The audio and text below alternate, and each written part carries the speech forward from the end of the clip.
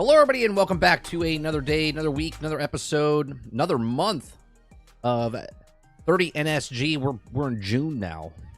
My God, we're already in June. What's going on? Good morning, Behemoth. What's going on, Kylo? Travis, Alien. What's going on? Who am I missing? Magic Dolphin. Good morning. Good morning. Welcome to this June edition of 30 NSG. On today's show, we're going to be talking about COD cheats. We talked about it last week, how Activision won the case, but now the cheaters are threatening to retaliate, I guess, to them. So that'll be interesting. So we're going to talk about that. We're going to talk about Take-Two discussed decisions not to announce Grand Theft Auto 6 for PC, but we know that in the past they've never actually came out for PC the exact same time. So we'll look at that as well. We're going to talk about Embracer Boss increases the price of video games beyond $70. We'll take a look at that. We're also going to talk about gamers are getting a little bit concerned about leaving their libraries when they die. So we'll talk about that as well. If you guys like what I do here, I do this Monday through Thursday from 10 o'clock in the morning to about noon Eastern. We have conversations, news stories, and I read them right on the air. First time, give you my thoughts and opinions, then we have conversations about them each and every single day, Monday through Thursday. If you like it, hit that like button, hit that subscribe button. If you like to go above and beyond it, become a member as little as $5. I don't know why my camera seems like it's doing a little bit of stuttering this morning. Let me see if I have something running in the background. It's not supposed to be.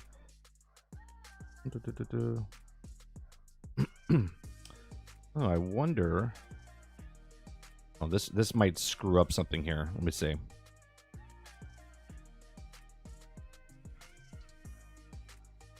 I think we're good.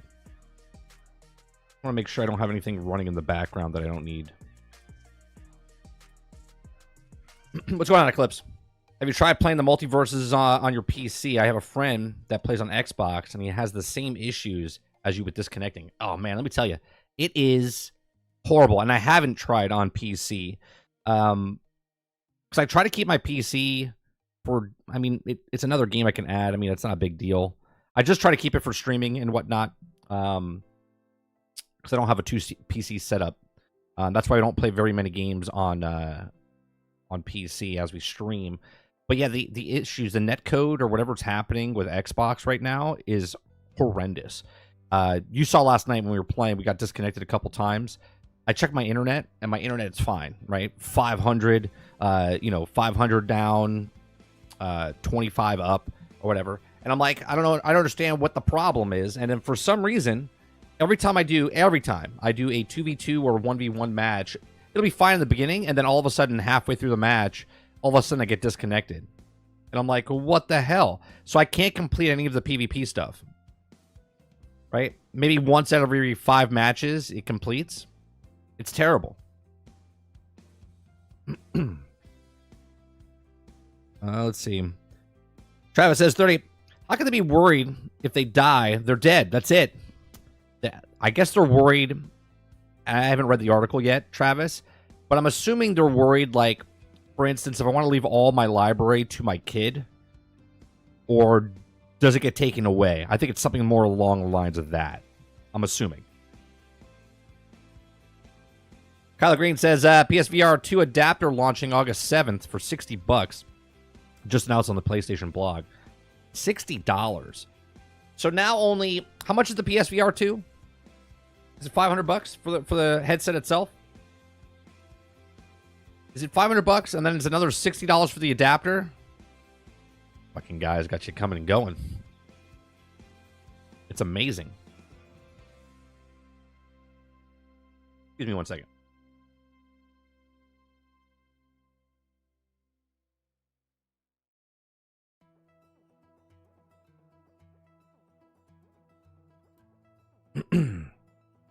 Wasn't it 600? It might be. So now it's 660.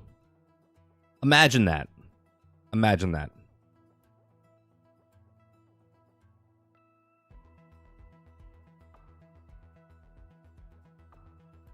Robert Jones says, sounds like Multiverses is using Nintendo Internet. Yeah. Yeah, I think it's the most of those documents you would sign when you buy stuff from a digital store says that they're not allowing you to give your account to anyone else. Yeah, well, we'll find out when we read the article. Yeah, I agree. Anybody that bought the PlayStation VR 2 should 100% get that for free. 100%. The cable for Oculus to the PC is also $60. I know it doesn't cost as much as it, but it's also super expensive. I actually picked up that cable, I forget, for a lot cheaper. It wasn't $60.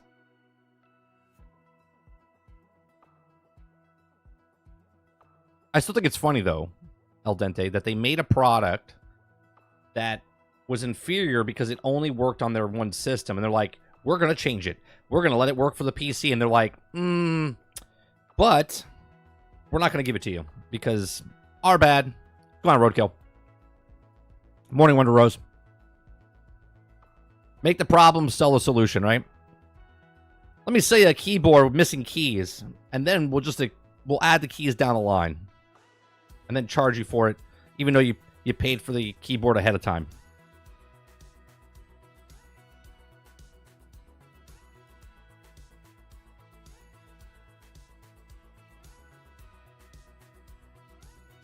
All right. Oh, I'm playing a game I bought this weekend. We played it last year in the demo on PC or whatever when it came out. Was it last year? Maybe it was 2 years ago. Hypercharged Unbox. If you guys haven't seen this game, let me bring up okay,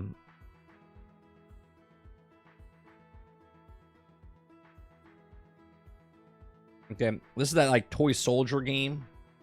Let me get, we'll bring up IGN's trailer.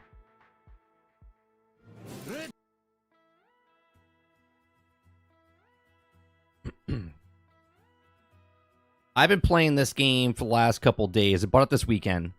Your toy soldiers, right? Your toy action figures. There's a little story that goes along with it. It's PvE, PvP. It's got like team deathmatch and stuff like that. Online, co-op. You can play up to, I think, 4 players or 5 players per match, if I'm not mistaken. Everything in the game you earn. They do have 2 extra like DLCs for cosmetics or whatnot, but you don't have to buy those. Lots of different boards, right? There's like 14, 15 boards that they have. All the gear that you get, all the headpieces, the guns, everything's earned. Lots of different little hidden secrets. It's like a tower defense, right? It's really fun. It's a $30 game, I believe. Lots of fun. Okay.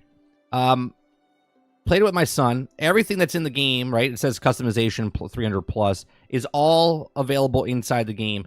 The PvP I played a little bit with other people, and I also play. You can also play PvP with your like just bots. You can also play the campaign with bots, or you can play it with friends and bots, or you can play it just by yourself or whatnot. So it's actually quite fun. So if you guys are interested in the game, we'll probably be playing it tonight on stream, Monday night, to just show it off more. A lot of fun. Anybody that has it can, you're more than welcome to join in. It's another just a sit back kind of, not a very high, like there's higher tier levels for difficulty. So I'm playing on normal, which is not really that difficult because I'm looking for all the hidden secrets and stuff in each of the boards. The detail for each of the boards, Easter eggs and stuff that's on there is actually pretty fun as well. So we'll be playing that probably tonight. Hypercharged Unbox on stream tonight. Yeah, it's on Xbox. It's cross-play. I don't know if it's cross-progression, but it's cross-play, I believe.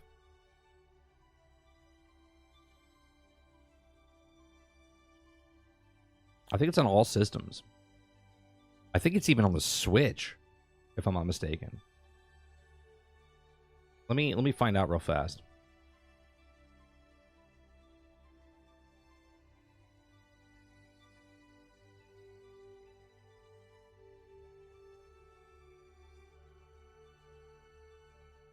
Let's see. Hypercharge Unbox adding improvement new features. It says, let's Let's see. Xbox console in a few days. The important new feature will likely be great for fans. Indie games step towards ensuring the titles having an initial debut as part of Steam's early access program in 2017. Hypercharge Unbox has been on the indie scene for quite a while. The game also puts players in the perspective of small action figures. It receives its first full release on Nintendo Switch in January. Okay, Hypercharge launched on PC shortly thereafter in April of this year. Okay, and then it's also this article is back in 2024 or updated. Nope, published. Let's see. Hypercharge will receive cross-platform support between Steam and Xbox players on May 31st, and the console and coincides with the release of Co-op Shooter's upcoming port on Xbox One, Xbox Series X and S, which launches the same day. Digital Cyber Cherries celebrated the new official announcement post stating that whether the players are on Xbox or PC, they can join forces and protect. So yeah, it is cross-platform. Unfortunately, the Nintendo Switch fans will have to wait a little bit longer for the co-op game with friends and other platforms. So it's not cross-play and cross-platform. It says, as for PlayStation gamers, they can expect cross-play as well when the game eventually launches on PlayStation 4 and PlayStation 5 at a later date. So it will be across the board on all platforms, and it will be cross-platform or cross-play down the road, but it's not yet. It's not on PlayStation yet, Roadkill. Come on, Sarge. Go on, Eastside.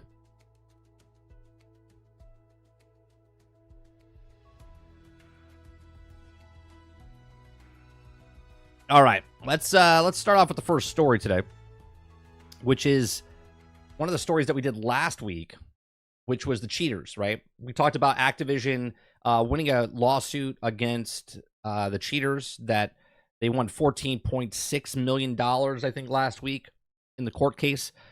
So this week, COD cheat providers threatened to release free software in court case backlash. So these whiny little babies that created cheats for a game, and the game company had every right to sue them. Sued them, they won. They had to pay out $14.8 billion, and now the company is basically saying, we're going to give out it for free because they had a monthly subscription model on their site. So this will be interesting. If you like what we do here, we read news stories each and every single day, Monday through Thursday, from 10 o'clock in the morning till noon Eastern, have conversations. If you like what I do here, make sure you hit that like button, hit that subscribe button. If you'd like to go above and beyond that, become a member as little as $5. Okay, so COD cheat provider threatens to release free software in court case backlash. Okay, so earlier this week, Engine Owning has slammed with a $15 million payment order from California court and landmark his cheating case against Activision Blizzard. For the longest time, Engine Owning has been also one of the most popular cheat providers in the gaming market, specializing in most commonly in the Call of Duty space. However, following the judgment, Engine Owning leadership team swore to appeal the settlement order, making them rather out their threats against Activision Blizzard included releasing cheat software free of charge.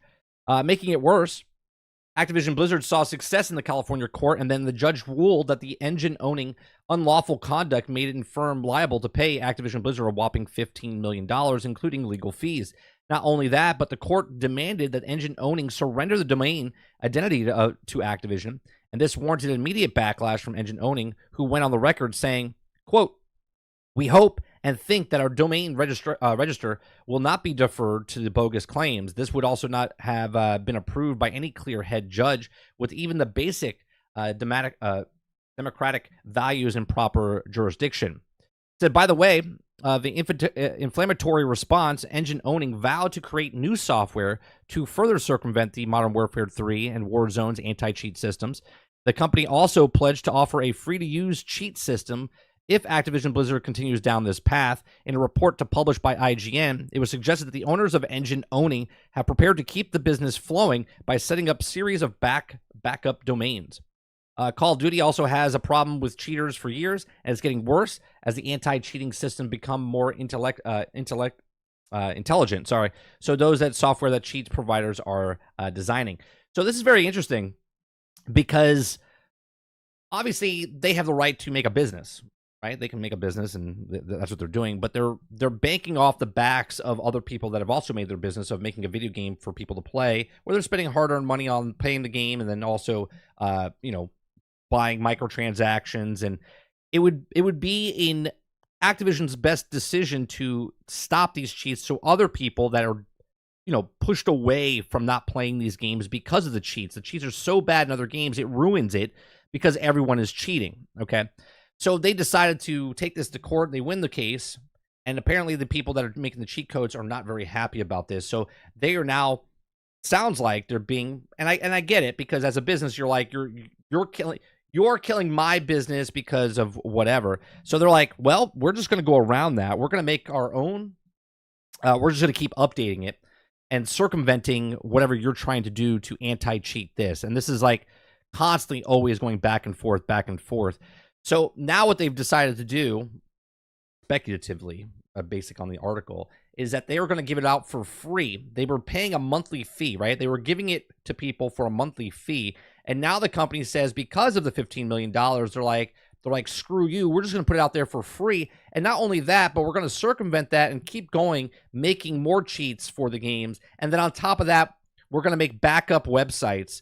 So if we give you the domain, that domain, we're going to make another domain. And this just sounds like a bunch of, like, I don't know, it sounds like children running this. But I totally get it. I mean, you have to know, right? You have to know if you're banking off someone else's product, that at any time they can come down and get you for what you're doing, because your whole business model is ruining their business model, right? And so now when the original business model or the business comes after you, now you're getting all, you know, upset that they're trying to crush your company because you're ruining their company. That's what I don't understand. Like, if someone comes up to me and punches me in the face, I'm going to punch them back. And at that point, they don't get to complain that I punched them in the face because you punched me first, right? That's how this works. But instead, it escalates into they punched me, and then I punched them, and then they punched me, and then this brawl starts to happen instead of you punched me first, right? So these companies came after any company. It doesn't matter about Activision, Call of Duty, if it was Destiny. Pick a PvP game, pick a multiplayer game, a very high-end game, and there's always cheats out there banking on that, and that's a business in itself, right? No matter what business it's in, there's always cheaters trying to cheat the system. And then they get upset when they get their hand smacked and saying, hey, get your hand out of the cookie jar type of thing. It's very interesting to me. We'll see how this escalates down the road. What do you think? Do you think that the cheat guys have every right to do this? Do you think that Activision should press charges even more and sue them more, go after them more? Do you think they should do what Destiny did, or Bungie did, where they basically shut down the entire cheat program? Let me know in the comment section down below. I personally think that, look, I don't like cheats, okay? I feel like if someone worked hard making whatever game it is, and you're made a company to defer that, and you're making money off the back end of them for cheats to ruin the game itself, there's a problem there. But these are just my thoughts. Let me know yours in the comment section down below. Please make sure you share, like, subscribe, and if you like what I do here, please make sure you check out some of our other videos. Thanks for watching. All right. The fact that it went to court and now they're whining about losing is embarrassing. Yeah, but they don't care. If it's free, how do they make money? I think at this point, though, Dolphin, I don't think they care that it's free. They're just doing it out of spite to try to. They're like, well, you're going to sue us for $15 million. Or you know what? We're going to do it for free. Like, what are you going to take from us? I think that's the way they're going with it now.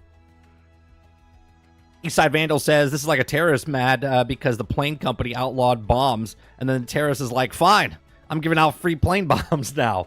Like, it's weird, right, Vandal? It's like, what? I just don't get it. Like, you're cheating, you're ruining my game, right? I made a game, you're ruining my game, and now I'm coming after you because you're ruining my game. And they're like, well, you're gonna be that way. It's like, what way? You're ruining my game. Water Bear, thank you very much for the continued support and membership. Appreciate that. Foam Stars doesn't have to worry about cheaters. Is that because nobody's playing it, Ron? Or... Can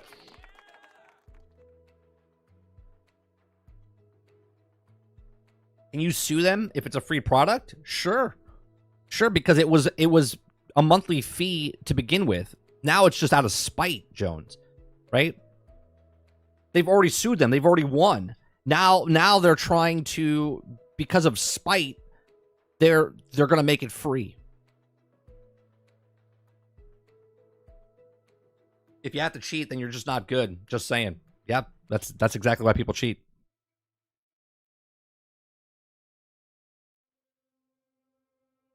To say it, but COD is the most selling game ever every year. This will never happen. Oh, what did Travis say? I think COD should shut down and all benefit from it. Yeah, I don't think that's gonna happen, Travis. COD has $500 skins incoming. That video that you sent, if you guys don't know, there was a video that Water posted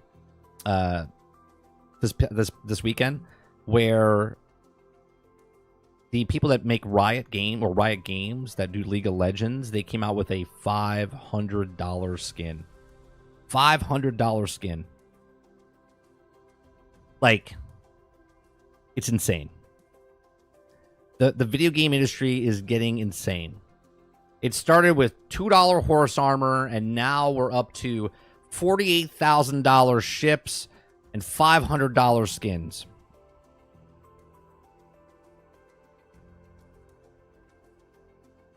El Dente says, just wait for the $500 skin for Starfield skin. Insane, man. Insane. It's the first time ever, guys, and the first time ever I'm ignoring the Gundam event. COD is the first time ever, guys. The first time ever I'm going to ignore the Gundam event. I don't even know what the Gundam event is. I have no idea what that is, Travis.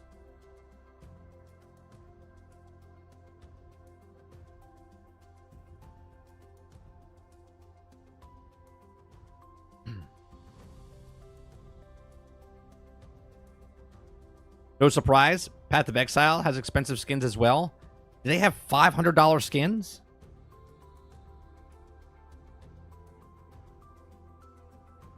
Oh, okay, Travis, I got you.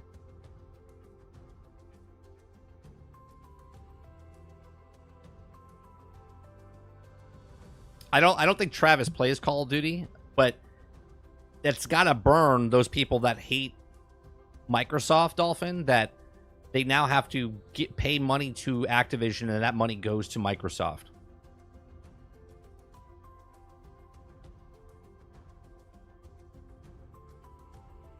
Ron Slusher says, cheaters should be forced to wear skin that labels the cheater and gel jumpsuits for the avatar. Actually, I would be okay with that. I would be okay with that, Ron. Once a cheater, always a cheater, right? You gotta put... You have to wear it. You have to, no matter what skin you purchase or buy or put on, it says cheater on it. Yeah. Yeah, and you have to serve your time. I like that. I like that. That actually might be really good. Something so simple as that. It would just be in your name, like it's like a title, right? You know, like if you're a general or sergeant, it would actually say cheater on it. It'll say serving time, cheater.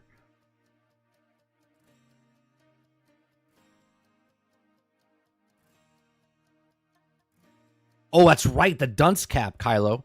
Yeah, and you knew. You knew. Did they still have that, or did they get rid of it because someone's feelings were hurt? They're like, oh, no, everyone knows I'm a cheater. Yeah, dickhead. Yeah.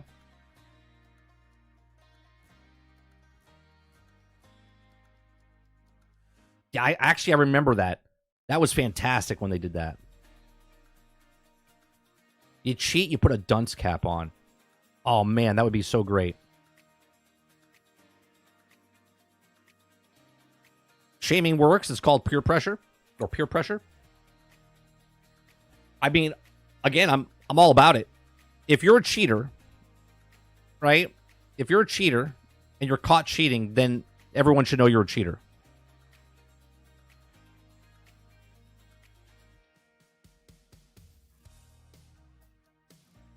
Would much rather have just not have them in the game. No need for a label. Yeah, but you can't get them out of the game, Jones. That's just it. You can't get them out of the game. So the only way you would get them out of the game is by knowing who the cheaters are. You would shame them, and then they would get... It's almost like this, Jones. You know when you go into Fortnite, I don't know if you play Fortnite, but if you're wearing an old skin in Fortnite, the lobby will come up to you and start smashing you or making fun of you, and then people have to go buy. They make them buy a new skin, right? That's basically what they do. I don't know. I've seen it forever. I think they still have a cheater pool, but it's not as common as Sneeze probably gave up. But that's what I'm saying, though, right? If you call people out, it's just like the internet, man, right? You think cheaters have shame? They do. They do. Because if you show them that they're cheaters, then they're cheaters. And then people know to stay away from them, right?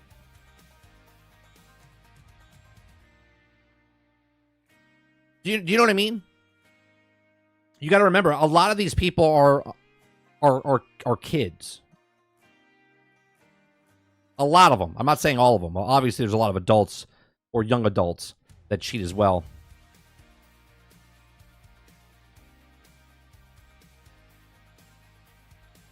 They don't do a thing. They used to do. Remember the one time they called you a cheater? You would just start seeing people that weren't there.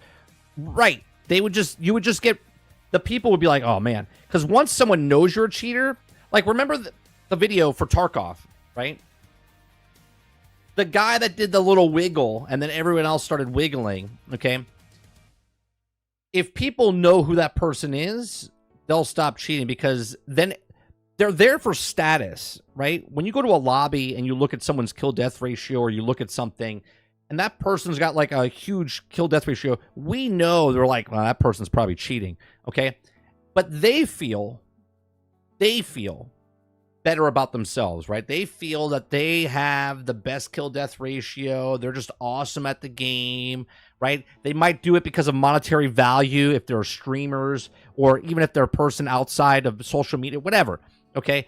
If they get toasted, okay, and someone says they're a cheater and they're labeled as a cheater because they're proven to be a cheater, that goes all out the window.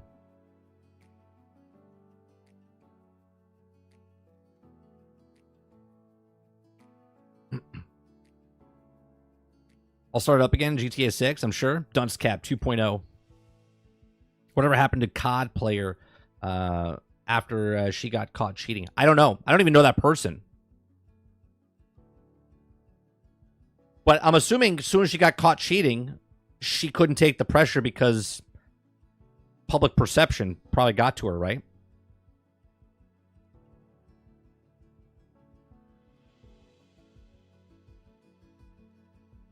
She does OnlyFans now? Well, there you go. Now she's cheating in other ways. I don't even know who that is. I don't know who that is.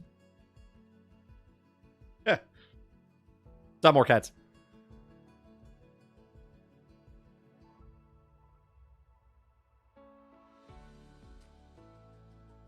Yeah, I never understood the mentality of cheating. I understand like the hype of it, like, or I should the thrill of it, right? That you might get caught, but then when you get caught, then you have to talk your way out of it. You're like, no, I wasn't cheating, man. It was just it was a little thing, and you just go down this rabbit hole. Just need to go to the gym, then open up an OnlyFans myself. Yeah, go do it. She's not even that hot.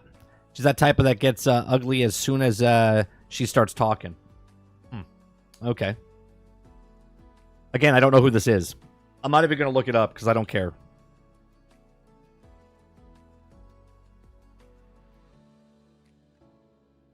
I would only ever cheat when I'm playing with my friends as a joke, one round. That's different. That's different, Al Dente, right?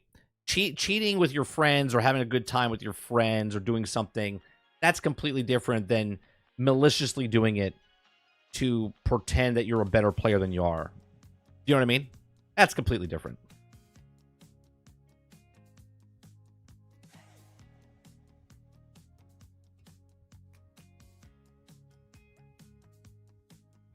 She was cheating at an actual event?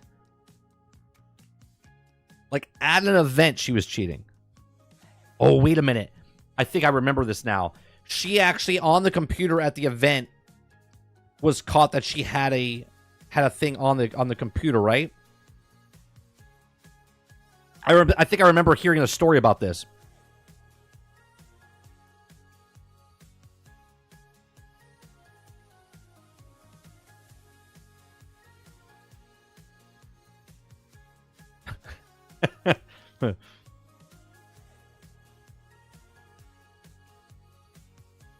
Oh wait, hold on a second. Let me look this up.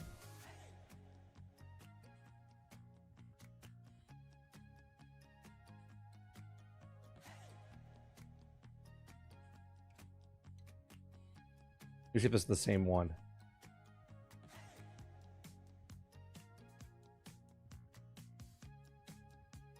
No, that's a different one. This happens more than once. Jesus.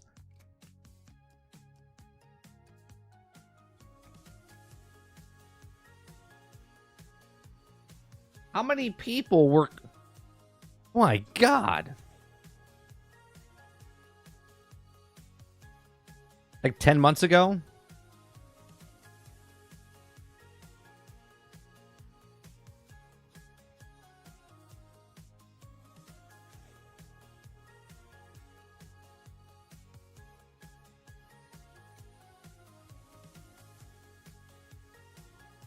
Right. Sarge says, besides, your friends know if you suck. Because she was the most popular female, I don't think they banned her for in her right way. Interesting.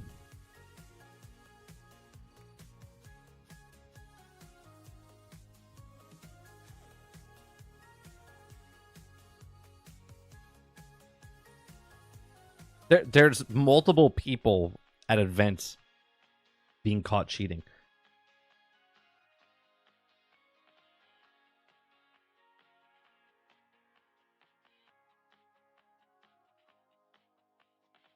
Or proof of cheating by her own admission. That's always good. Yeah, 9 months ago, 10 months ago. We can go down a whole rabbit hole here of like video clips and footage of things. Yeah, I'm good. I'm good.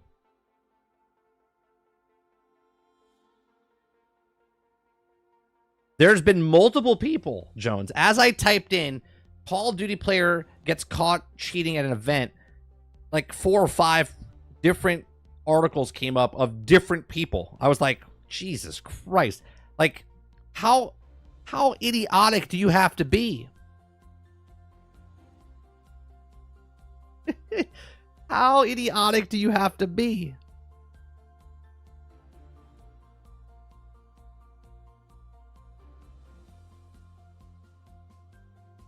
It's a trick question.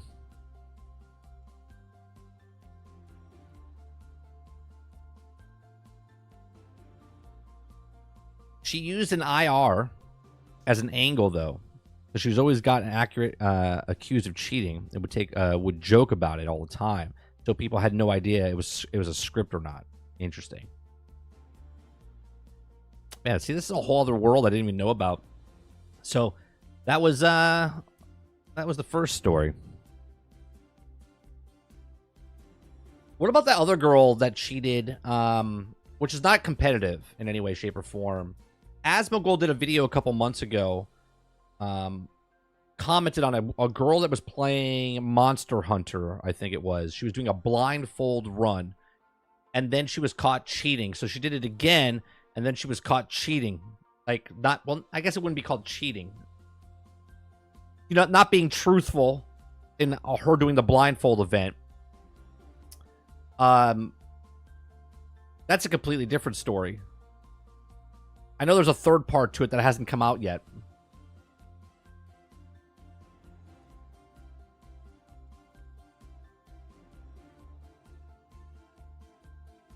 It just seems really boring to cheat.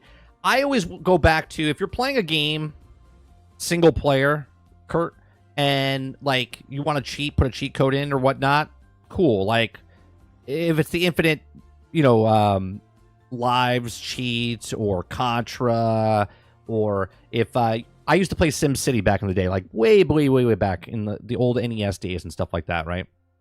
And you would build your city, and it was really hard. You know, as a kid, games are hard or whatnot. And you would start putting a cheat in, and then you would put the money code in. You would put the money cheat in, right? And you're like, okay, you put the money cheat in, and then you have all the money that you can do, and then you start doing whatever you want in the game. It's almost like a sandbox mode. And this is why I think they added a lot of sandbox to games like this in the future, because when you put the cheat code in, then the game becomes uneventful, right? You get bored from the game. Like, the game was an actual game, and you actually play the game. But the game was hard to a certain point because games like SimCity back in the day were like this, right? A very increment climb up, and then when you hit a certain point, it becomes easy. You put the cheat code in for infinite money, it just does this, and then it gets real boring real fast because there is no incline of difficulty. It's just you can put what you want down. There's no reason to play the game. You can put cheat codes in like Grand Theft Auto when you're playing single player. No harm, no foul, right? Or no foul, no harm and stuff like that because it's single player. But when you start cheating in a PvP game, that's where people are like, well, it's no big deal. It is, because you're ruining other people's experience. If it's a single player game and you're putting a cheat code in, by all means, go ahead. There was a whole career around it, or a whole business model around it, right? With the Game Genie, with the cheat codes. They sold you a book with all the codes in it that you put in. Like, developers put it in there for a reason. It was like a thing, which is fine for single player games. But when you start cheating in multiplayer games, that's where people have a problem.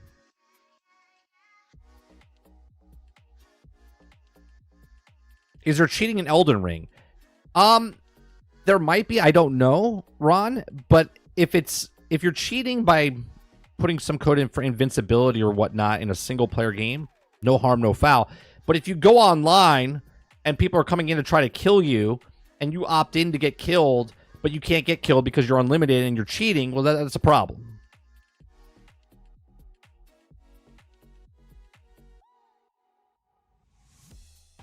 What money code? In SimCity, there was a cheat code. Like you didn't know. Sure, water.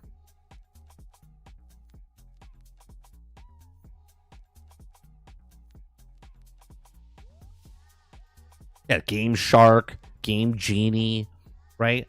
That was all part of the business plan. Exactly, Jones. You can cheat all you want, right? You can cheat all you want, but when you start doing something competitive and people are rooting for you and you're watching an event, okay? And then all of a sudden you get caught cheating, that goes out the window. And it also hurts, like, for the speedrunning community. If someone's, right? If someone's, like, obviously a speedrun, there's cheats, okay? There's cheats that are meant for the speedrun. But if there's a competitive competition, and someone cheats, then it ruins the whole thing. Right? PvP is the worst. PvP is the worst.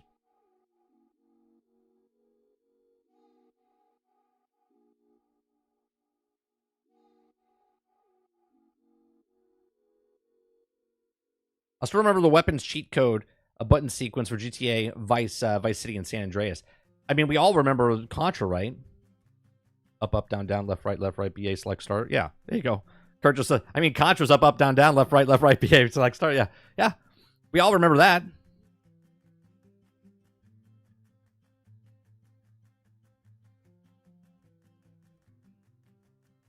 Kurt, get out of my brain. Get out of my brain!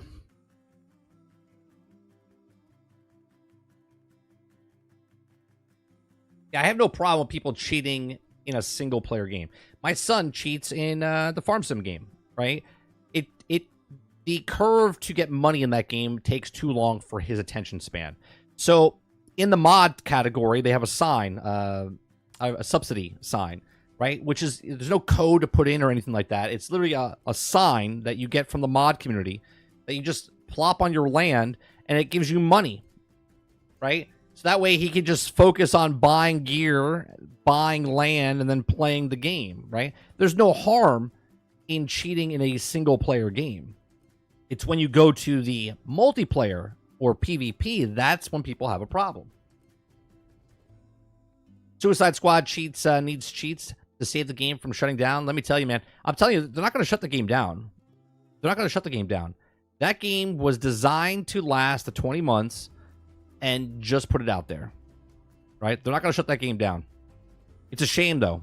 It's a shame, though. That's just out there for, I don't know if they're doing a tax write-off or whatnot. Their next character coming in the game with Miss Freeze, that is 100% by design, on purpose.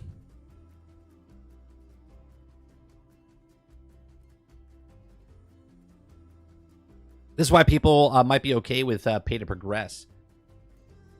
What, like a, I guess, sort of like a cheat?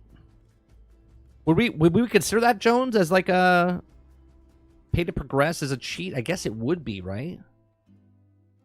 Yeah, but see, during a PvP, see, I still hate that. If you can get an advantage over somebody else in a PvP game, I don't care if the developers do it themselves in the game. It leaves a bad taste in my mouth.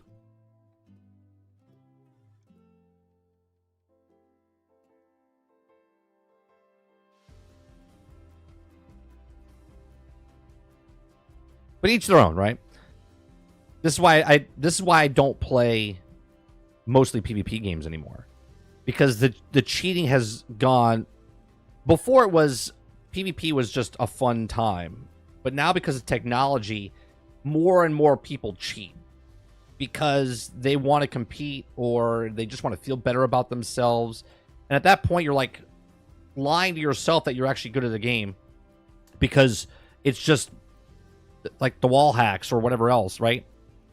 The finals, Call of Duty, Battlefield, I think Valorant, what other games, right? Lots of cheaters, man.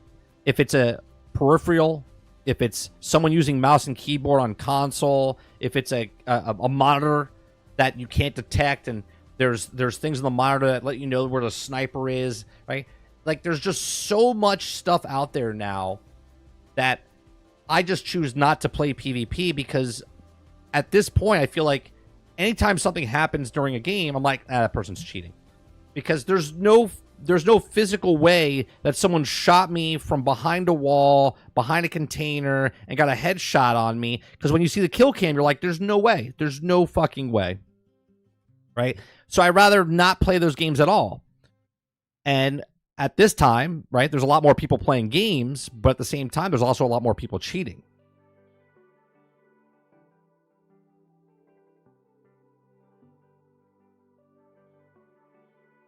Player versus cheater. There's no such thing as PvP. It's PvC. Does cloud gaming prevent cheating? I don't know if it does or doesn't.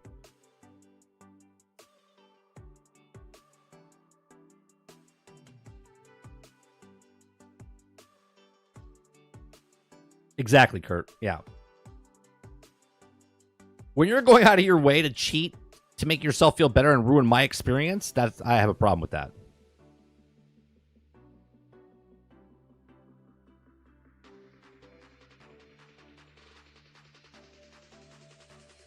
You know what prevents cheating? Putting your foot up their ass. I mean, that's basically what Activision did to the cheaters, and the cheating company decided to say, well, you get your 15 million, but we're also going to make a separate one that always we're going to release it to everybody that can cheat. Right? You ruined our business, we're going to ruin yours. That's what they're basically doing.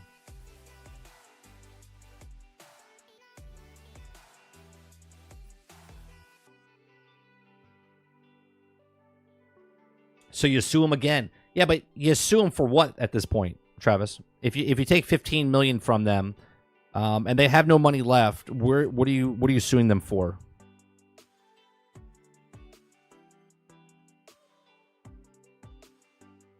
Right, Sarge. Cheaters cause more cheaters because you have to beat the cheats.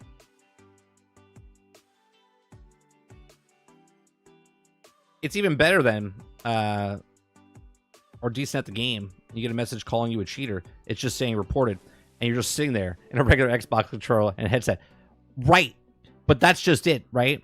There's sometimes I don't report anybody. I'll be honest with you, Kylo. Personally, when I play like Battlefield, like me and Akuda Papa were playing, we're like, I think that guy's cheating, because you would see the kill cam. You're like, there's no way he shot me unless he's like curving bullets like Angelina Jolie in what, the Looper, I think it was called, right? unless you're doing stuff like that, there's no way you're killing us. But I won't ever report them because I don't know, right? You don't know. Like if you went up against Shroud, you would think he's cheating, but you can see he's not cheating.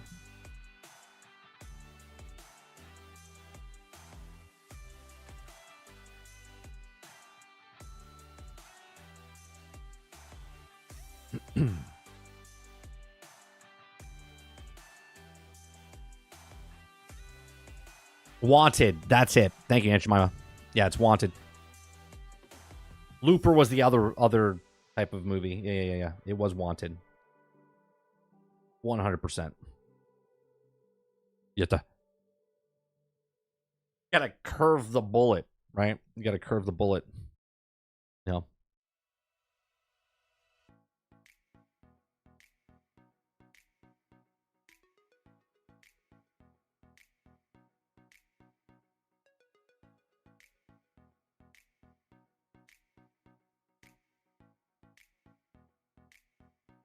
It was good. I don't know if it was awesome. It was good. I'll give you good.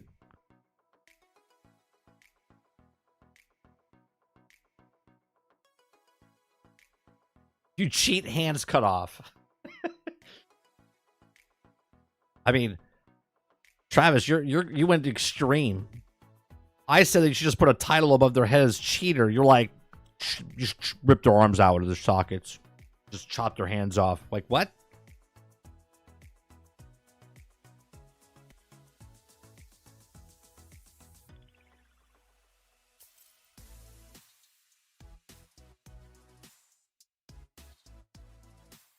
What's going on, Mr. Luke? Like, damn straight as Mortal Kombat, that shit.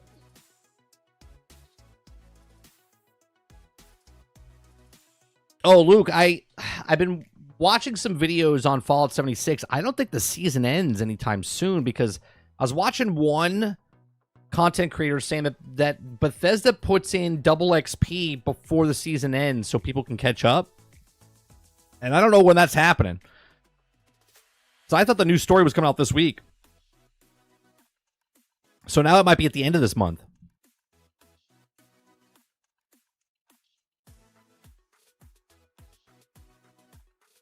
Yeah, but you don't even need that device, Kurt, right? They have monitors now that they made for disabled people so they can see like different colors or to help them. So a normal person is just using this now, and you can program the computer and it's separate. There's no way you can detect it.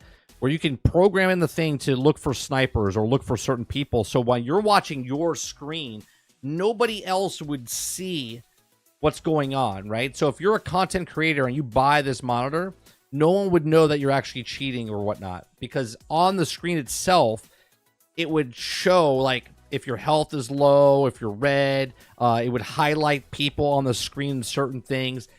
It's crazy. We did an article about 6 months ago on it. Oh, did you watch that episode, Luke? Yeah. Yeah, it definitely is going to be something this week, this Sunday. I think they're going to definitely go over it. I think there's going to be a lot of information about Fallout 76 and Starfield and whatnot. I think they might come out with Starfield a little earlier than expected.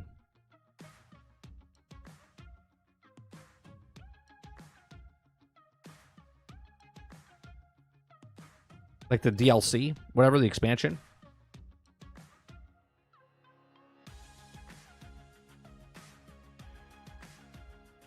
All right, let's go to the second story. Let's go to the second story. Second story is, speaking of Grand Theft Auto, we talked about Grand Theft Auto a little bit. Take-Two discussed decisions not to announce Grand Theft Auto 6 for PC. If you guys like what I do here, I do this Monday through Thursday from 10 o'clock in the morning until noon Eastern. We just cover news stories, have conversations with live chat. If you're watching this after the fact, this is a upload after the fact. If you want to come to the live stream, come on over from 10 o'clock in the morning until noon Eastern, Monday through Thursday. We have conversations about news stories. If you like what I do here, please make sure you share, like, subscribe, and check out some of our other videos. All right, so Take-Two discussed decision not to announce Grand Theft Auto 6 for PCs. Strauss Zelnick says Rockstar will make more announcements in due time. Okay, so Rockstar owner Take-Two has discussed the decision to not to announce Grand Theft Auto 6 for PC. The first Grand Theft Auto 6 trailer was released in December, confirming a planned 2025 release date for PlayStation 5 and Xbox Series X and S. During an interview at the TD Cowen conference this week, Take-Two CEO Strauss Zelnick was asked whether the lack of PC announcement was set in stone or as the game could confirm for a platform at a later date. He says, quote, "Well, the lack of announcement is not something that could be set in stone as near as I could tell, because only the thing that happens after the lack of an announcement is an announcement." Okay. He says, "I suppose, or a continuing lack of an announcement, I guess that could happen too. It doesn't seem to me that either would be set in stone," he said. Is that some fucking transcriptic shit, huh? Right? Let's read that again. "Well, the lack of an announcement is not something that could be set in stone and near and could tell, because the only thing that happens after the lack of an announcement is an announcement. I suppose to continue the lack of the announcement, I guess, could happen too. It doesn't seem to me that it's set in stone." That's a lot of announcements, right? Yeah.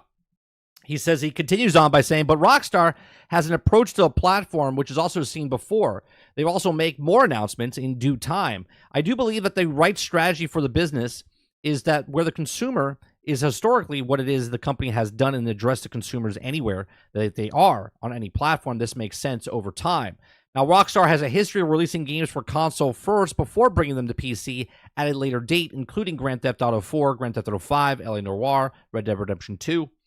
The original Red Dead Redemption 2 has yet to be released for PC, although perhaps the good reason for fans haven't given up hope is making the jump to platform 14 years after the original release." So, this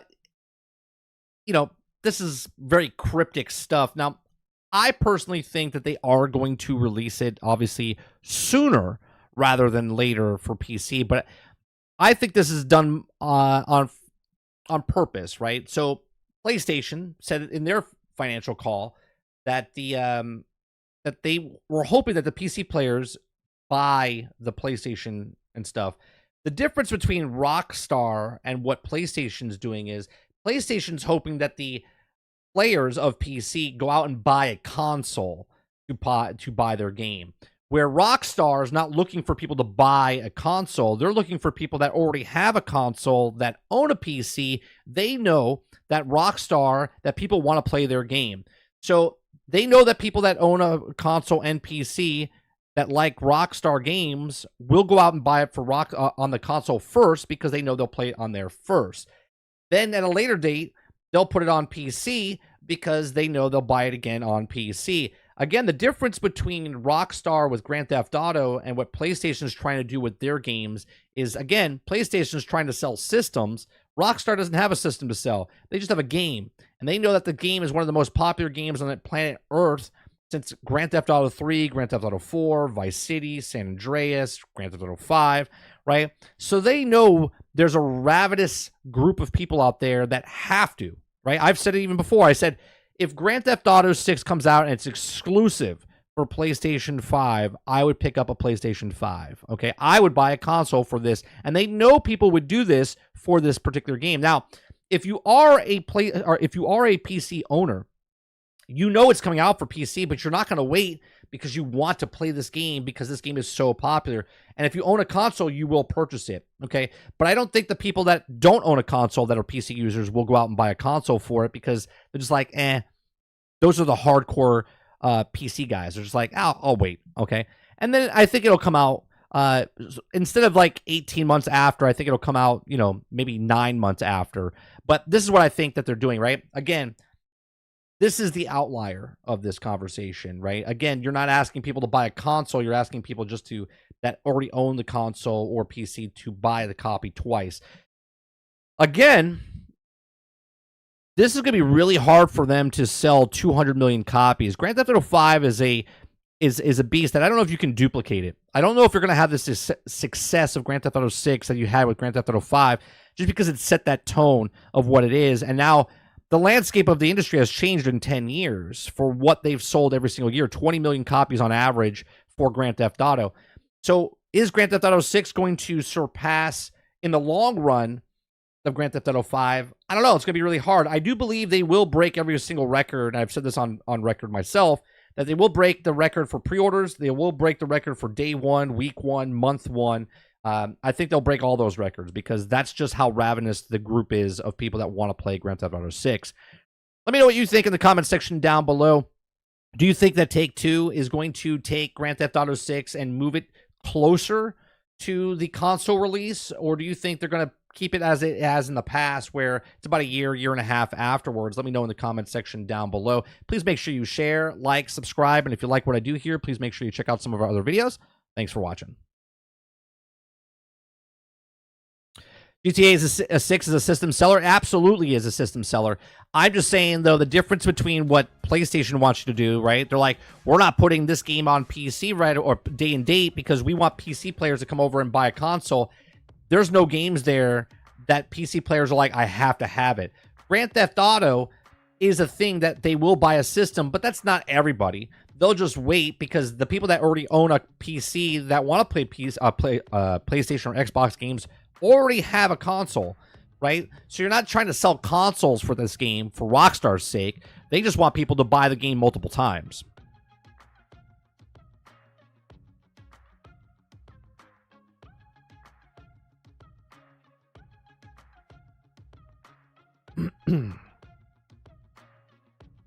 Let's see here. GTA 6 Netflix exclusive until 2028.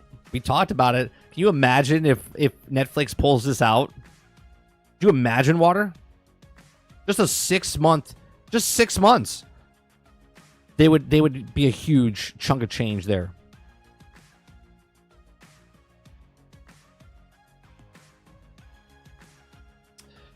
How much do I think it would cost for an exclusive?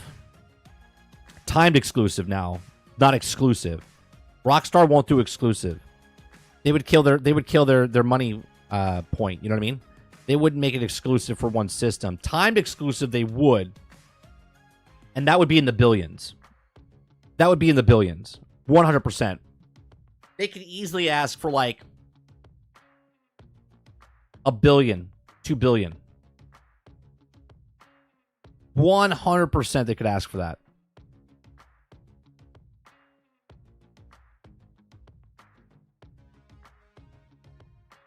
I mean, think about it. Microsoft was paying, what, $15 million a month?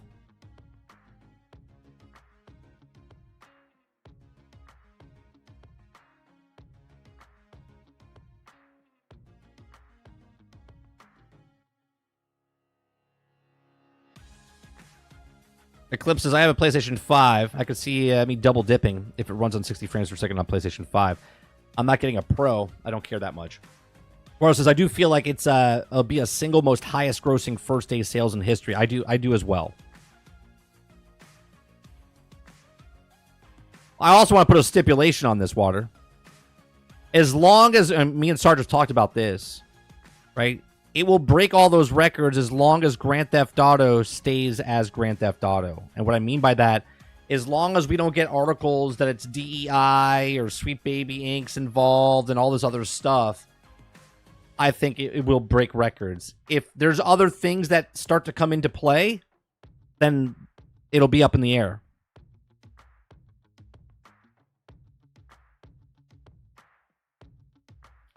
Eclipse says $500 million. See, I think it's at least $1 billion. At least $1 billion.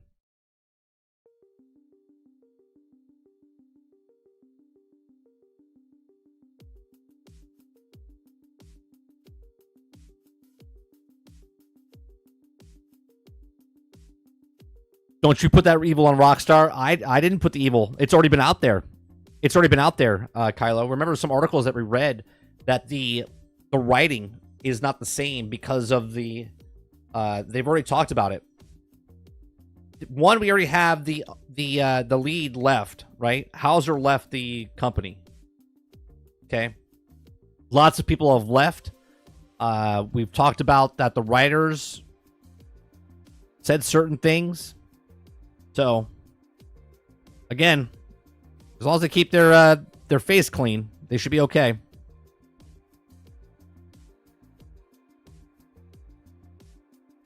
Even with DEI and bad micros, it's going to sell fucking hotcakes. Oh, it'll sell well, Jones. That's for sure. I'm not saying it's not going to. What I'm saying is there's a difference between selling like up here and sell, like, let's put it in this for a second. This is selling like Cyberpunk. Okay, this is like selling like Cyberpunk. Cyberpunk is like #1 game right now for pre-orders, like 8 million copies or whatever, right? Grand Theft Auto will be here or here on Cyberpunk. Okay?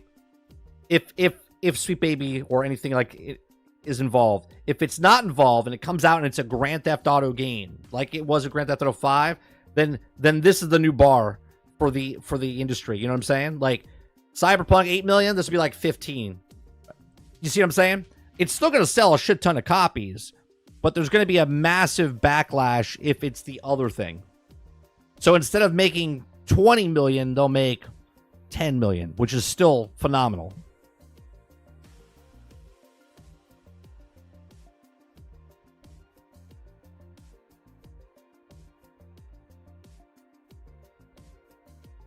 Yeah, Grand Theft Auto isn't don't give a shit about anyone type of attitude. Then yeah, it's gonna break those records, right? Eclipse. If it sticks to what it's known for, then the sky's the limit. If it changes its core of what Grand Theft Auto is, then it could hurt it. Actually, I shouldn't say could hurt it. It will hurt it.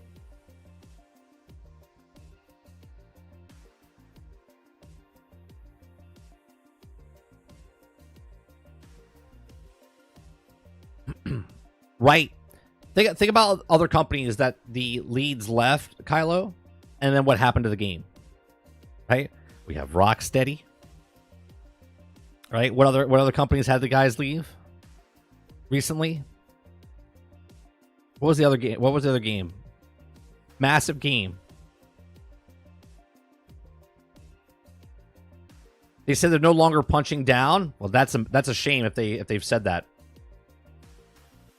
Oh yeah, BioShock. Right? There's a lot of games where people leave. Oh, BioWare, when the leads left BioWare. Okay. Lots of stuff happens. You're like, maybe it won't hurt it. And then you're like, yeah, maybe.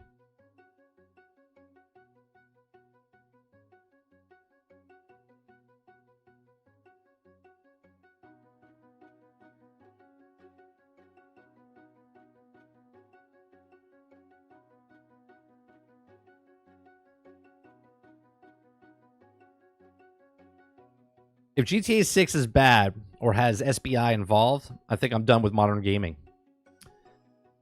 I mean, I've already I'm in a conversion state myself, Kylo, right? Like I'm literally playing a 16-year-old game right now. A game that I used to own, okay, that I rebought, which is Star Wars Empires at War. Right? I'm playing older games on my Xbox that are 7 years. I mean, we're enjoying every Wednesday. We're playing Battlefront. You know what I mean?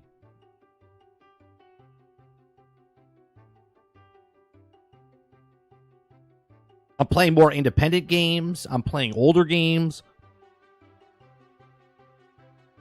Mo says, well, I guess you're done with modern gaming then.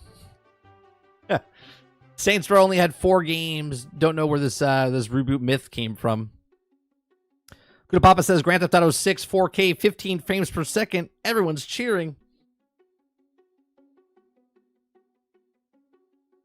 Older games are just more complete at the moment. Well, it's funny. I just saw a GDC video this morning from the people that created Valheim, right? And the guy, one of the creators of Valheim, spoke of how when they're making the Valheim and they put it in early access, he says the reason that we put it in early access is because I think there's only like 14 people, something like that, working at the studio. I think there was actually less than that. He was saying that the reason we put it in early access was because we had to get funding.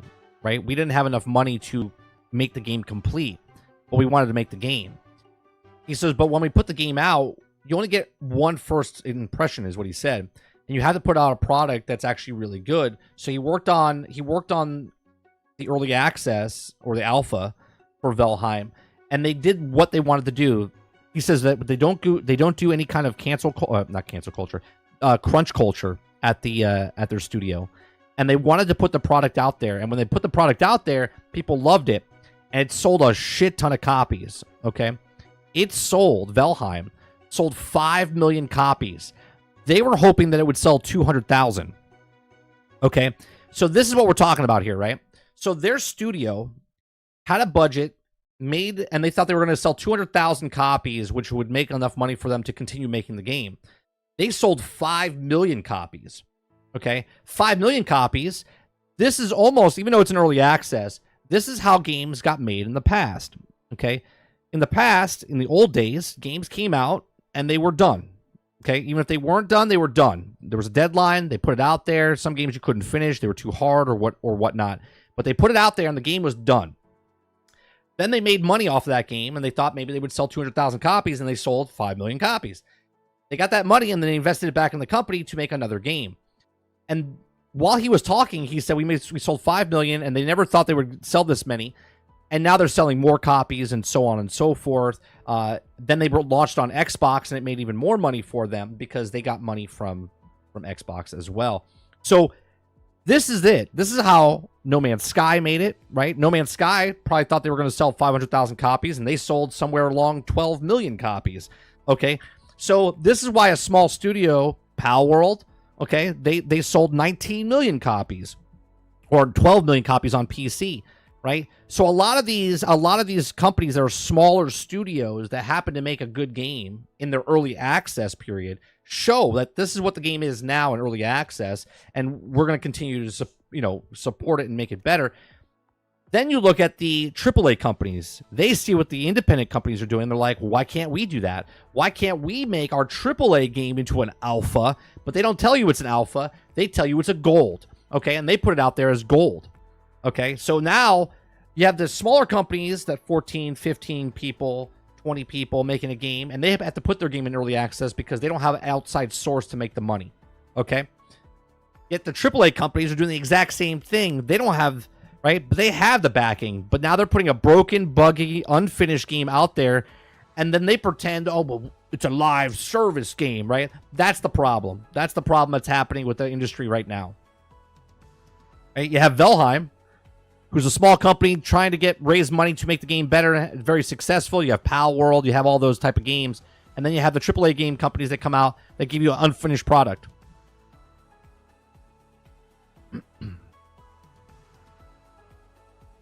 Al says, I'm just confused as why these devs think they need outside company to tell them whatever they're not, that they're being racist.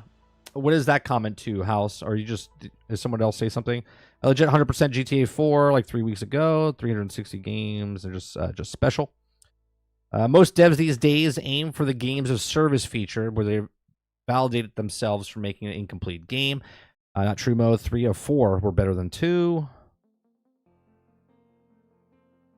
Far between titles like Valheim, V Rising, but there's also ultra rare. Alien says the way things are nowadays seems like the future of gaming industry is in the hands for smaller developers. I think that's where it's always been, though. I'll be honest, Alien.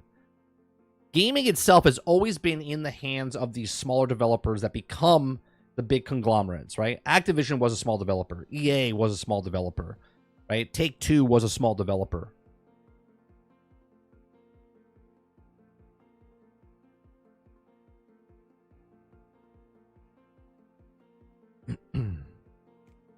Or it doesn't mean that the game is bad, though. Saints Row 2 was great. Oh, I liked 1 and 2. 1 and 2 were good. What's the one with the sparkly dildos and like the angels and stuff? Is that 3 or 4?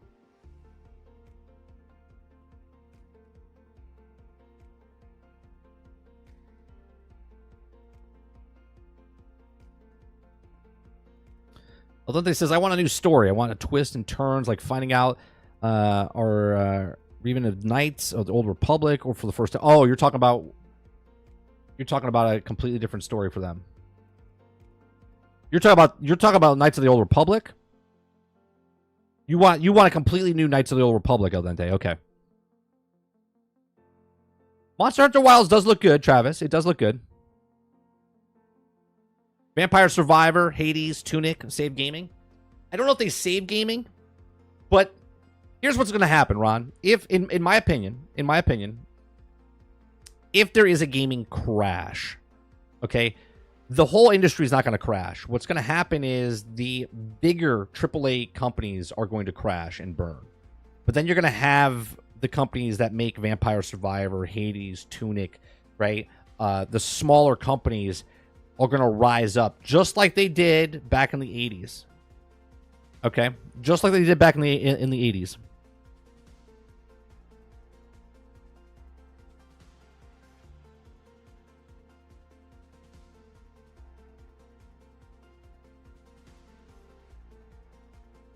Amazon's rebooting American Gladiator. The second or third time they're coming back out with that.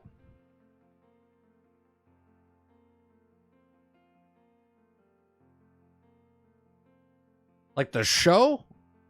American Gladiators?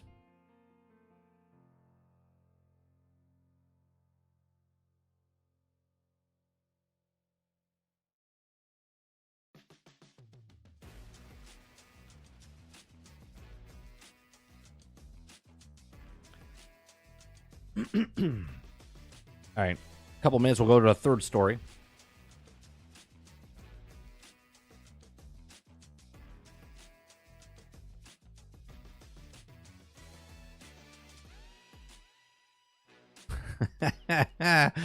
Water says it won't be the same unless they allow everyone to take PEDs. Even the contestants.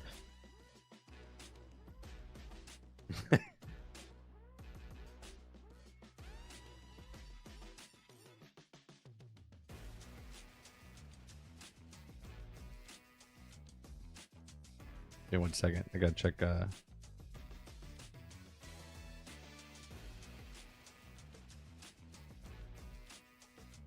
Did you hear about the enhanced Olympic Games that's coming? No. Did you see? I don't know what this is. I saw it from. Let me look real quick on Twitter. Something came across my thing the other day.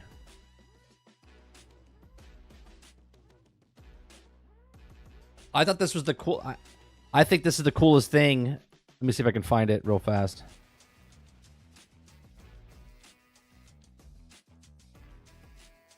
This is what they have to do for baseball to save it. This would 100%. Where is it? Come on. Oh, right here. This would 100%. This would be the next level of baseball, right? Because then people would actually pay attention to the game because you could actually see what the fuck's going on. Okay, so this is glow in the dark baseball. Okay, so everyone, if you notice, they have black lights in the lights itself. So all the teams are glowing, and then watch the ball. Like stats would go up because you could see the ball really good. Okay, watch this.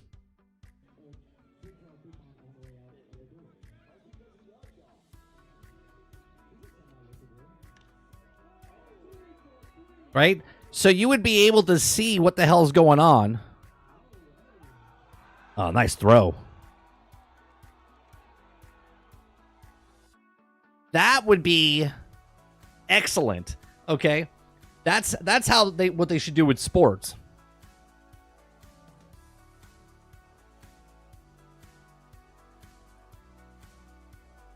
It's called Cosmic Baseball. I mean, they do it at the bowling alley and stuff like that, where you do cosmic bowling and stuff like that. Cosmic Baseball. Right? Actually pretty cool.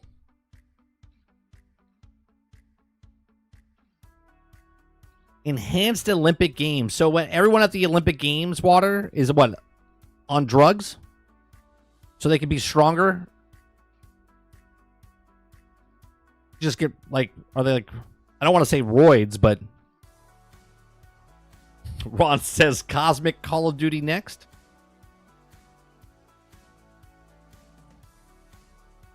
Stronger, faster, etc.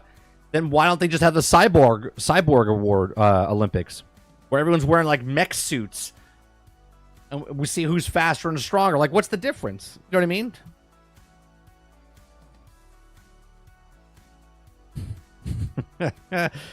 Guys chop off their legs and put springs instead.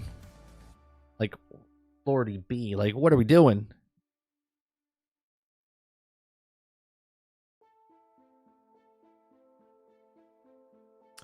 Aren't we already getting that, though, Water, with the enhanced Olympics? I mean, there's a lot more, not to get political here, but there's a lot more guys turning into women and then competing in women's sports.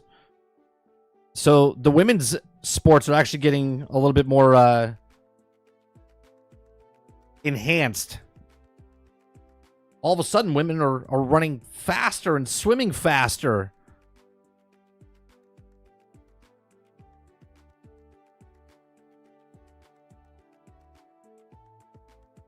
The women's times are becoming as fast as the men's times.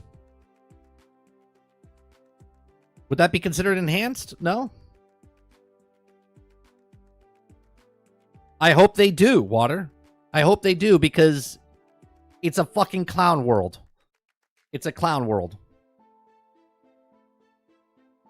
They should allow me... Okay?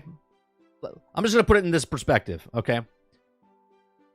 To let that happen in professional sports, or to take scholarships away from people that are working, you know, working hard, right? Imagine being a girl in volleyball or basketball or track. Your entire life, you're running, and then you get to the college level, and someone wins that's not a female. Okay, that would be like me, beard and all. All of a sudden, I feel like I'm a 12-year-old kid, and I want to play in Little League. Okay? I want to play on Little League. Okay? And when they tell me I can't play, I'll be like, well, I identify as a Little Leaguer. Okay? I'm 12. Put me on the team, coach. Okay? And the Little Leaguer's pitching the ball at me, and I'm like, suck it! Right? And I'm like competing, and I'm destroying. But I feel good about myself, right? I feel good about myself because I have a home run every single at-bat. Okay, every single at bat. Right? Would that be okay? Would that be fine? Should I go to Pee Wee basketball and stand above them and start smashing the ball down so no one scores, and then just hold it above their heads, and then, right? Should I be able to do that? Because I identify as a 12-year-old kid. Like, sir, you can't play with these kids. I'm a kid. I'm a kid. I identify as a kid. Like, what are we talking about? We actually had a kid, right? I won't say his last name, okay? But the guy's name was Eli. He was in my Little League team. I swear to God, to this day, I still don't know if he was an adult or not. Okay. I still don't know if he was an actual adult or not. He was in our high school, or actually at middle school, and then high school, right? But it's like he got held back like 10 years, okay? This kid was huge, man, okay? We're talking full-grown adult, 6'4", 300 pounds, okay? And he was on our Little League team. And this kid, every time he hit the ball, it was a home run. He could hit out of a major league stadium, not a Little League stadium, okay? To this day, I don't know if he was... I mean, he was actually a kid, but mentality was like was an infant. But he was a beast. He was a beast.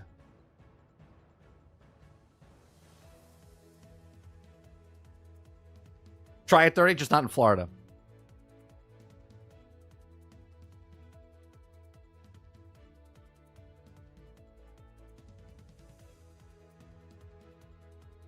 Was he Samoan? Nope. Nope. He wasn't a Samoan.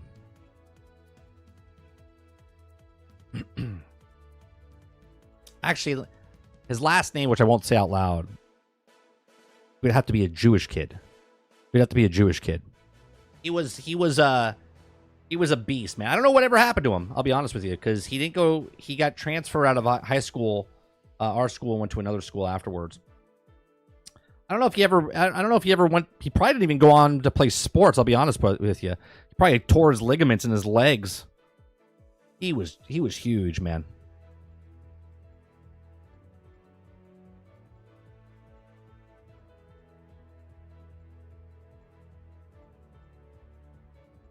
Good old Eli.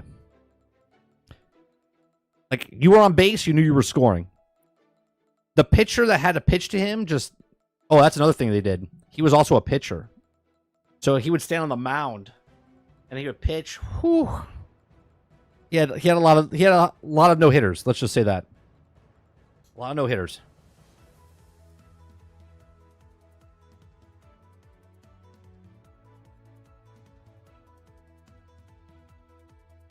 I never liked kids like that because kids like that take away from other kids because the coach of Little League and stuff like that and high school ball likes to win just like everybody else. And back then it wasn't about like giving kids a shot to get their batting average up or anything like that. It was about, all right, Eli, get in there. Win the game for us. You know what I mean? We used metal bats. He did break a few, but we used aluminum bats.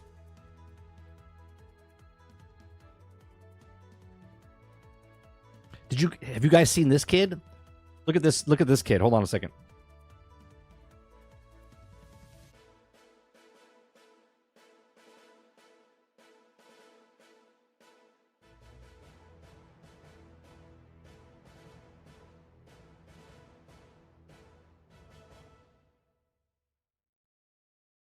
I don't know if this is the same.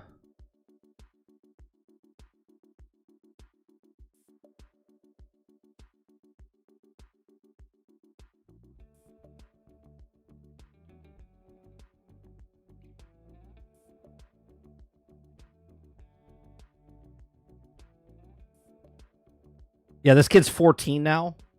Okay. 14 now. He's playing with kids his age, obviously.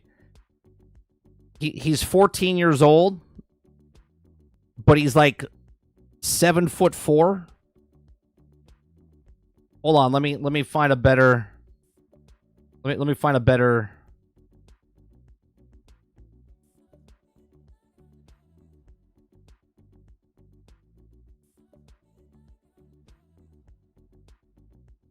Look at this kid. Look at the size difference of this kid compared to everybody else. 14.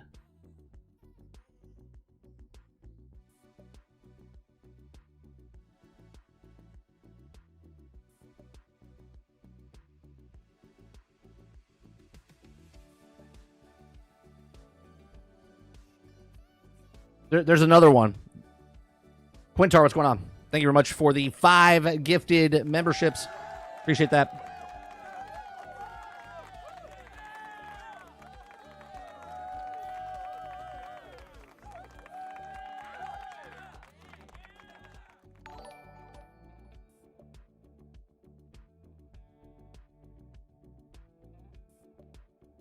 He's 6'9" at 13.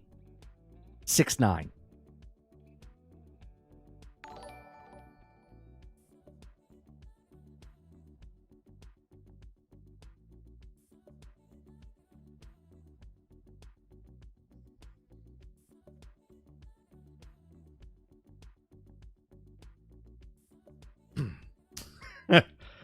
Six, 9 at 13.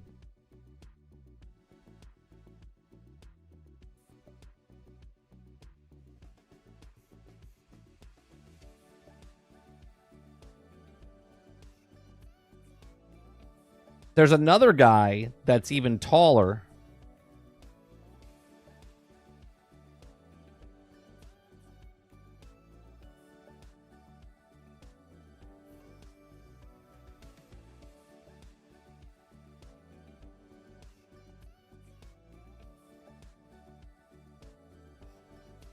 Check out this kid.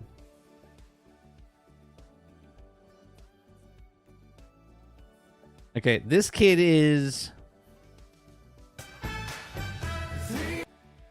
This kid is taller than Shaq. Okay.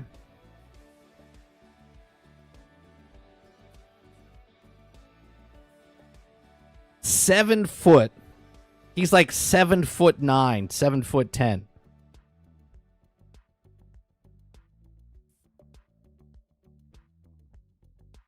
This kid's 14. He's dunking and he doesn't even have to jump. Look at the size difference.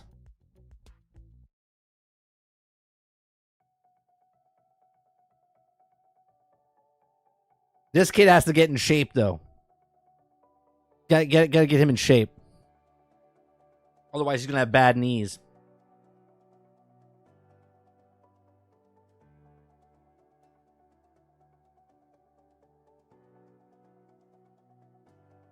That kid could literally just dunk it.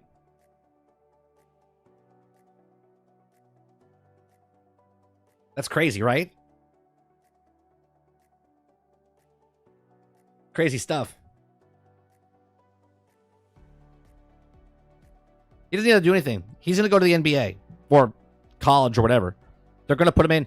If anything, if he's got to have skill, though. If he doesn't have skill, he'll just stand in the paint, grab the ball, and then dunk it. You know what I mean? But he'll get eaten up alive if they don't teach him. Yeah, can you imagine if you're Shaq and you're like, not many people make him look short.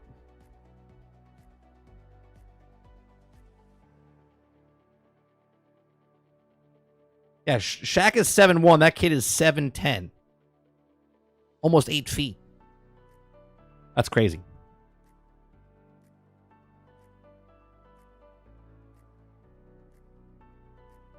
Yeah, easy money. Yeah. That kid, pass me the ball. Scores. And it goes down the court again. Pass me the ball. Scores.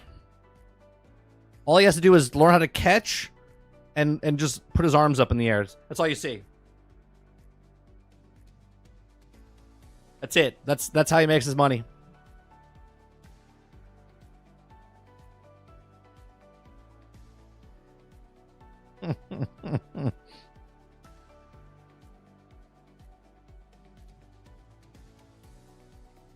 All right, the next story. If you guys like what I do here, do this Monday through Thursday from 10 o'clock in the morning until noon Eastern. We just talk about news articles, have conversations. If you like what I do, make sure you hit that like button, hit that subscribe button. If you'd like to go above and beyond that, become a member as little as $5. All right, so Embracer, good old Embracer. Embracer boss, moles increases as the price of video games beyond $70. Well, it's already past $70, right? Ask Ubisoft. Ubisoft's at $110, $130. Okay. The controversial boss of Embracer Group has discussed the topic of increasing the price of video games beyond $70 amid rising development costs and brutal competitive market. Okay. Lars Wingford, who has also laid off thousands of staff, shut multiple studios, and sold off subsidiaries of the last financial year, told GI Biz that the pushing the price of video games higher is something Embracer has discussed, and that doing so would mean more video games would be released. Would it be more games would be released? Okay. Less games would sell. How about that? Okay. This is quote, I'm not saying that they can't increase the price, Wingford told the site, but the reality is no one has tried it. You've created an enormous role-playing game, for example, with 100 or 150 hours of gameplay, very polished. Very polished. Okay. And unique experience would also would the consumer be willing to pay more? No. And would they also have more products potentially coming to the market? But no. No one's tried it. This guy's absolutely insane. What do you mean no one's tried it? Ubisoft is trying it right now. All of their games, Ubisoft has over 100 hours in their games, okay? And they charge 70, they charge 100, 10, 130. Is this guy insane? He continues by saying it's something that we've been discussing, but it's also currently sticking to the practice of the industry. Would that be, well, the industry just raised it to 70. Okay. One day that tries to increase the price, and that remains to be seen. It says the AAA video game industry collectively raising the price of video games in the launch of current consoles generation of 2020, but in recent months, $70 price point has become the topic of much discussion amidst the industry's ongoing struggles. Recent data points to gamers tending to favor older live service games such as Fortnite, Roblox, and Call of Duty, leaving less room for new full-price games. Well, no shit. Do you think that's because most people don't want to pay $70 for the games, right? So indeed, Embracer has been a number of high-profile flops, including the recently released horror reveal, Alone in the Dark, which Wingford said that the big investment that didn't catch enough consumers. Okay. I think the industry is also facing the same problem as well as the other industries with the inflation of rising costs and game development. Okay. Yeah, but you know what's funny? The high prices of game development, yet games like Valheim, games like Enshrouded, games like Pal World, games like Helldivers, these products weren't $300 million budgets. And they've all made their money back, and they're also not full-price games, right? Every game that I've just named there to you has been like $30, $40 max, okay? And they've all made their money back, and they've made well more past that as well, okay? It says the pricing of those products has been the same for many years, which also means the margins to succeed is less. The margins to succeed. You still have margins, though. You're not even putting games in the game stores anymore. You're literally... The games that you're not putting in stores anymore because you're not making physical copies, you're making that margin. That margin is going to your pocket now, right? And you're also raising the prices, okay? Ultimately, when you make the big investment for games, you need to play with teams you're very confident in. And with the IPs of your own control, you have a fully financial income. On top of that, the consumers have more content than ever to choose from. They love to engage in established IPs they've been playing before, which also means harder to have them trying out new things and new IPs. This is just something that we're all facing. In reality, which has also been adapting over the past year, it's also to continue to adapt into that reality. Okay, Wingford comments suggest that Embracer is waiting for another video game company to go first, essentially before it follows suit with the price hike. Right? Well, they're already doing that. Ubisoft is already doing that. So. But with that company could justify such a move, which also likely be met with a backlash from gamers. Well, I'll tell you who's not going to do it. Microsoft's not going to do it because they have Game Pass. Okay, the only way that Microsoft would raise prices is to push more people towards Game Pass. And you know what? You know who wins? And this is why I don't think Microsoft is going to do it.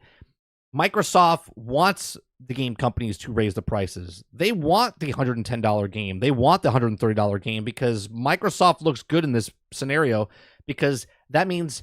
You know, if the industry makes the problem, the solution is a live service game, or not a live service game, is a service like Game Pass, like PlayStation Plus, like Amazon Luna, right? The higher the prices go for these games, those services look better and better for the consumers, okay? So Rockstar is currently the subject of debate around this topic. With the Take-Two owned company preparing to release GTA 6 late 2025, Rockstar has yet to announce the price for GTA 6 or how the game will be sold. But there's also a few other games that also could move the needle quite as much as the behemoth. In November of 2023, Take-Two boss Strauss Zelnick said that video game frontline prices are still very, very low compared to other formats of entertainment because of offer many hours of engagement. Again, you guys are no longer selling copies. You're not putting it in a box. You're not putting a manual in there. You're not putting it on discs. You're not shipping it anywhere. You're not putting it on storefronts anywhere. You're not doing any of that. The gas prices are not in there. None of that's in there. All you're doing now is making a game, putting it digitally on the actual computer, and people downloading it, and you're making 100% profit. Okay? So for people to tell us that they have to raise the prices is BS. Okay? You are making all that extra money there. Okay? The value of the engagement is very high, Zelnick added. So I think that the industry as a whole offers a terrific price to value opportunity for consumers, and that doesn't necessarily mean that the industry has pricing power or wants to have pricing power. However, there's great deal of value offered. So there you go. There's a lot here, man. I mean, for them to say that there's nobody trying it yet, there are people trying it. Like literally, Ubisoft is the front runner of $110, $130 video games, but they also have a solution for you. If you don't want that problem, you can come to Ubisoft Plus for $18 a month, right? So for them to say that nobody is doing it, this guy, the more he talks, the Embracer Group guy, okay, the more Wingford talks is telling to me because they bought all these companies up and then they put out a bunch of crap, including the Saints Row that we just talked about earlier. Okay, the latest Saints Row was an absolute disaster. Okay, then they've closed some studios, laid off thousands of people in the Embracer Group, and now they're talking about raising prices because but they're waiting for someone else to do it first. This is not the way. Okay. The way of doing it, okay, is make a game, sell a game. Make a game, sell a game. You put a game out there, word of mouth will get around. You don't have to make the blockbuster games like a Spider-Man or God of War or Halo or anything like that. You can make the games like the smaller games, like Power World, like Helldivers, like Tunic, right? You can make smaller games where the budget of the game is like $25 million, $50 million, and you'll make your money back on those types of games. But nope, they want to make the AAA games with the high digital quality and the fidelity of the 4K 15 frames per second. Okay, they want you to pay the $110, $130 for these games. They want the 300 gigabytes on your hard drive. They want you to put hundreds of hours in the game that's unfinished. Come back 6 months, 8 months, 12 months, 18 months later when the game is actually finished. They want a live service. They want microtransactions. They want all this stuff. Not only are they going to put the price up to $110, $130, but they will also charge you a season pass, a battle pass, microtransactions all across the board. All of these things. It's not one or the other. It's games are getting too expensive, budgets are rising, but we need to sell a $500 microtransaction. We need to sell you a mega transaction. We need to sell you where you don't own the game, buy all the microtransactions in the game, the battle pass, the season pass, and everything else, because games are getting too expensive. Well, then stop making the expensive games and then just make a game. These are my thoughts. Let me know yours in the comment section down below. Please make sure you share, like, subscribe, and if you like what I do here, please make sure you check out some of our other videos. Thanks for watching.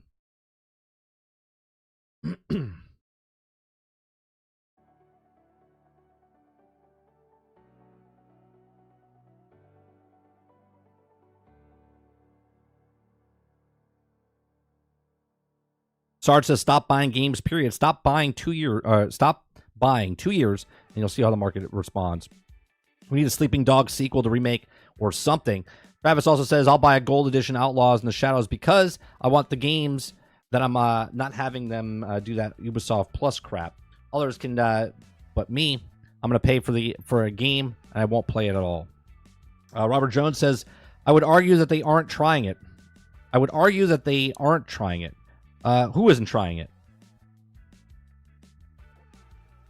Newest Saints Row now is a bunch of millennial garbage. Jones says no one is slapping a $100 price tag for the lowest barrier to entry. Let's see. Well, no, I beg to differ. I beg to differ. The season pass, which was a game that the part of the game that they take out of the game to sell to you later, the $110 is the Ubisoft is $110. That is the full game. That's the full game. That's not a live service game. That's a single player game that they're now charging you $110. Now you can pay the $70 right now, but you don't get the full game. The full game is part of the season pass, which is $110. They're just selling it to you in a better way so it doesn't sound like it.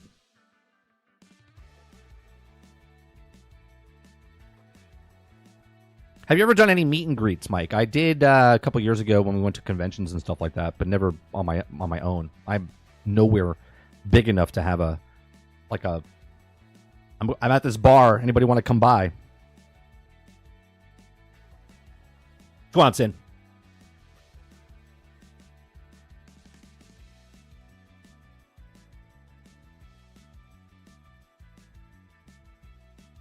You see what I'm saying, Jones? Like, sure. They haven't said it's $110.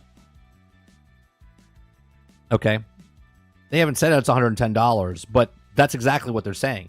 They're saying, well, this is $70, but if you want the season pass, which is the rest of the story, you're going to have to pay $110. Right? And there's a difference between the DLC and what they're doing with the season pass, because DLC is there's a complete story, right? And then there's more story after that down the road, but they announced the DLC way ahead of time now before, right? You already know the DLC is coming. Starfield did it, right? Yeah, there's a story that ends, but they've added right? They added stuff a year. You're paying for it up front.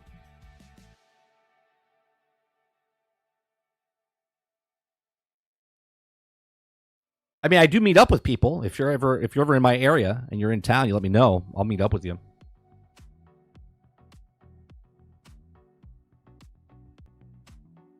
Did you hear the rumor about the AC Shadows getting a mode where you create your own character like GTA Online? No, I didn't. I didn't hear that. I mean, it's hard to say. Sometimes I agree. They put something out of the game to make a DLC. Other times, it's a legit DLC. Sure, like, for instance, Starfield, what we just brought up, they haven't made that. They're working on it now, right? But the fact that you're paying for it up front, right? You're paying for it up front. Why? Did they not have enough money to make the whole game?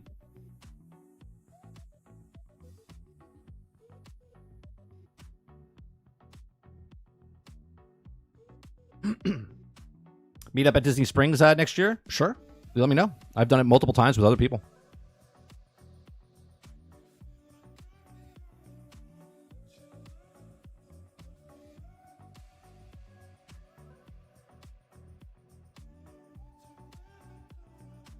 I've met people up in Disney World itself, hung out with them, gone on rides, hang out for the day, a couple hours.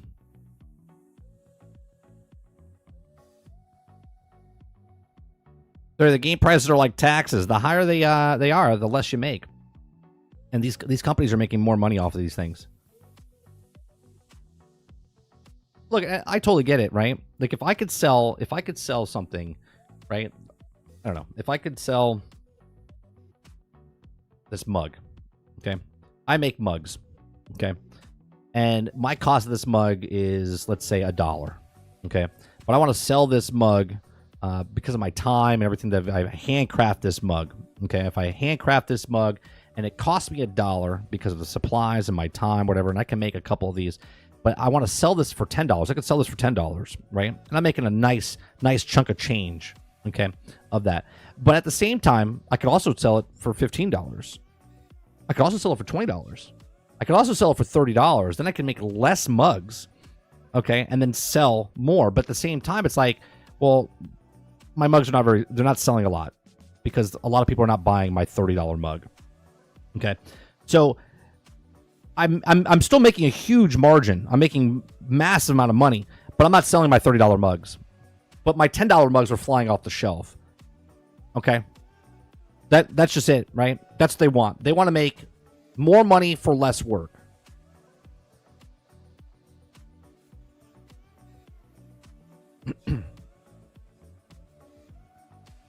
Yeah, Jones, let me know. DM me if next time you're in Orlando, and let me know.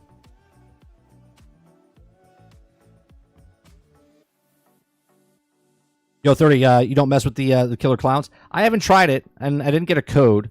I'm not going to purchase the game, because it's one of those games that I know that I'm going to buy it, play it for one night, and never touch it again.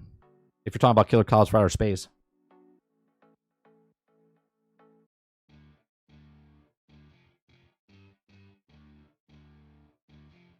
Kuda Papa says 30. Also, prediction: if games increase in price, the first company to do it will be Sony, just like before. Sure, I can see that, because it doesn't make sense for Xbox to do it themselves. You know what I mean? Xbox would do it if everyone else does it because it would just benefit them. The higher the prices go for those games, man, the PlayStation Plus, Game Pass, Amazon Luna, they look much more attractive.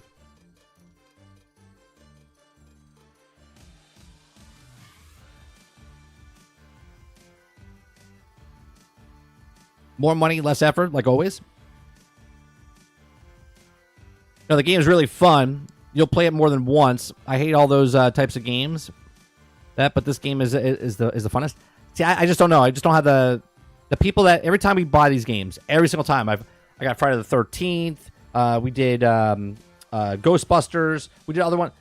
People just don't buy them. They don't buy them or play them with me, and it's like I have no one to play with, and then it's just like those games are great with friends. So it's not worth it. If I get a code, sure.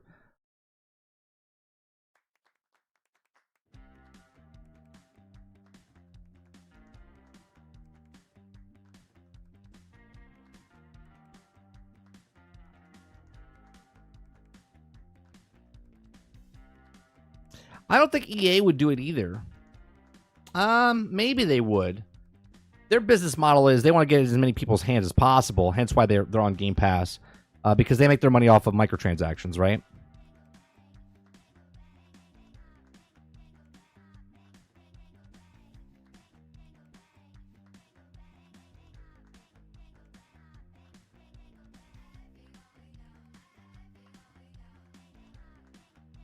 Yeah, those games are horrible. Killer Clowns is awesome. I'm sure it is. Again.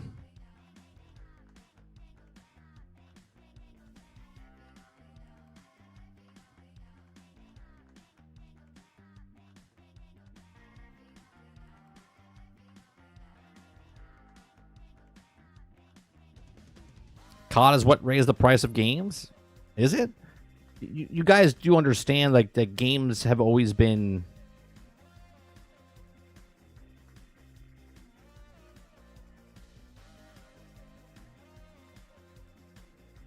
The games have always been the same price. Even the $70 games, like, Nintendo had games in the 70s.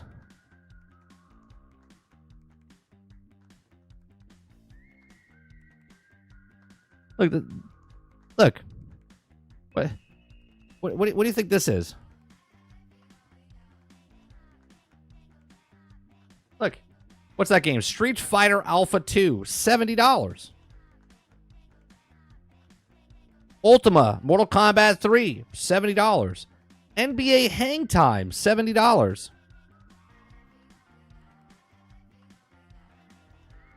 Madden 97, $60, right? It's not like they never, right? We had $70 games. Not all games were $70, which they shouldn't be, because certain games shouldn't be the price.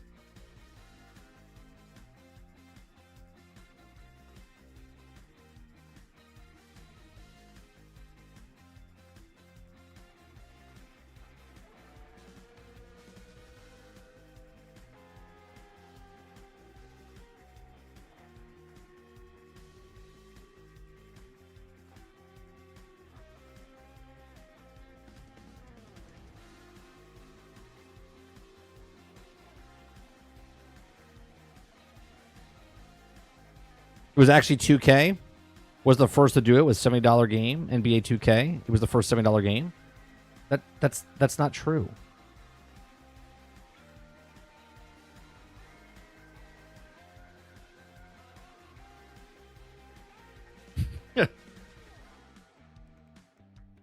That's not true. Maybe for current generation.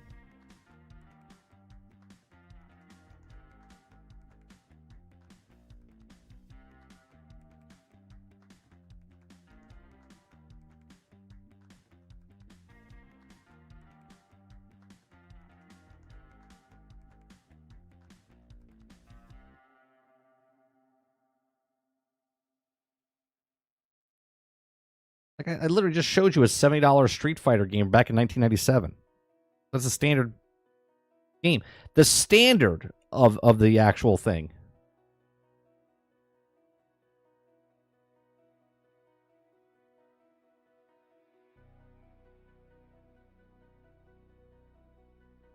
I mean, you just showed us prices back during the Super Nintendo era. That's what I'm saying. So to say that NBA 2K was the first company to charge $70 is bullshit.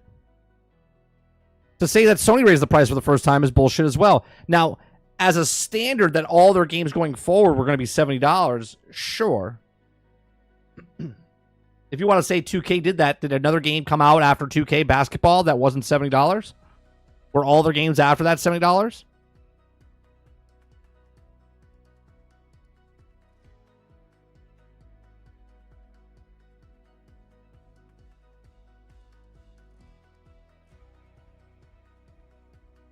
I'm talking about the current time when they jumped from 60 to 70, but they've always been 60 to 70.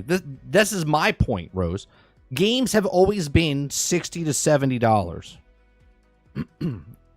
30 years ago, they were still $60, $70.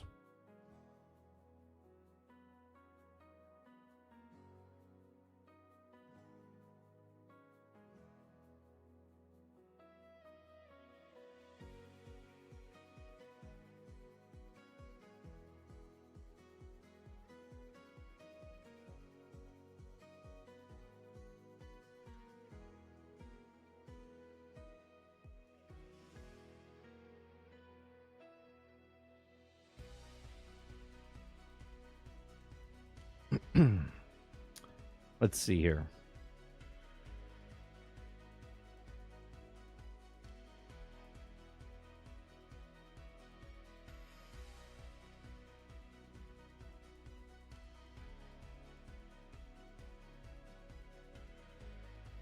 Where's the picture they just showed?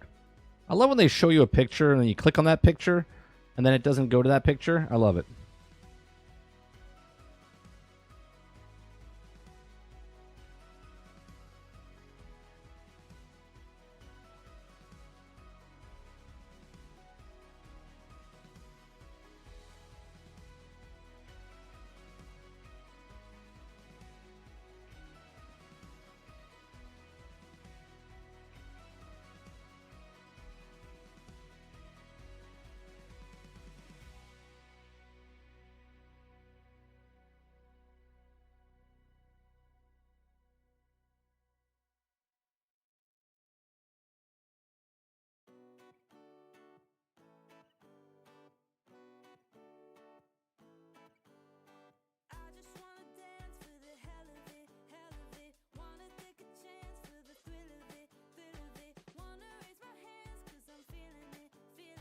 This one shows, which I can't open this picture for some reason. There's Ace Combat here for $129. Well, I think this is a bundle, but I can't click on it.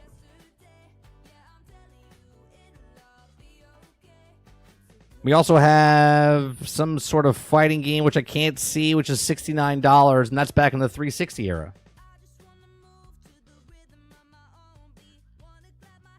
Yeah, the standard. There's always been standards of $49, $59. The article I'm looking at right now, which is hard to see. Like Gears of War 2 during 360 era was $60. Okay. Was $60. I know it's hard to see there, but that's $60 right here. Okay, yeah, it doesn't get bigger as I. Okay, right here, Ace Combat's $129.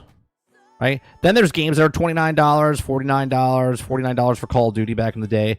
Call of Duty on PlayStation 3, okay, for some reason, right, is $60.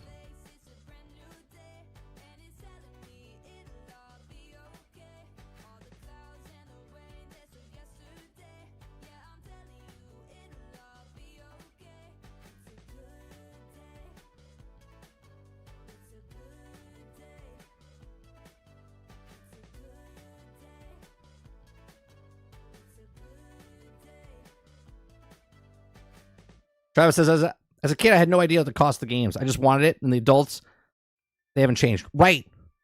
As a kid, you didn't pay for your games, Travis. Like a kid. Not until your teenage years did you start.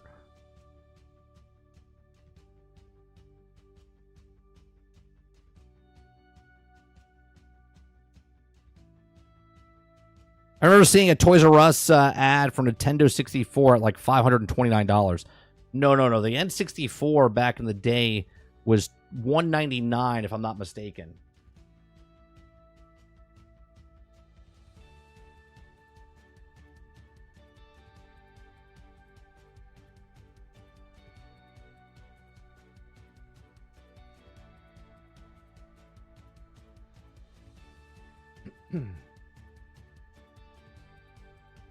Yeah, it was $199.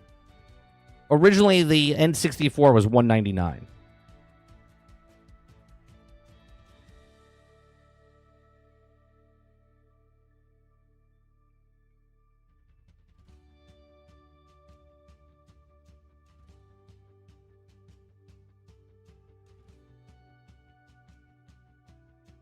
Travis says, truth is that even a $30 gaming is a hobby for every person that can choose to what does and doesn't work for them. Ask 10 people the right price for a game, and you'll get 10 different answers. Oh, absolutely. Absolutely.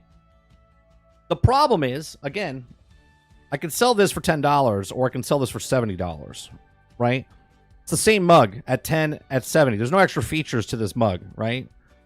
Well, this mug, you can drink from this side or this side, right? Like, that's just the thing. Someone's price value, and this is why I always talk about the water. Glacier water, best water ever, right? I can give this water away for free, or I can sell it to you for $70, right? Each their own. They'll be like, what's wrong with the water? Why is it only $10? Why are you giving it away for free? Is it poisoned? Right?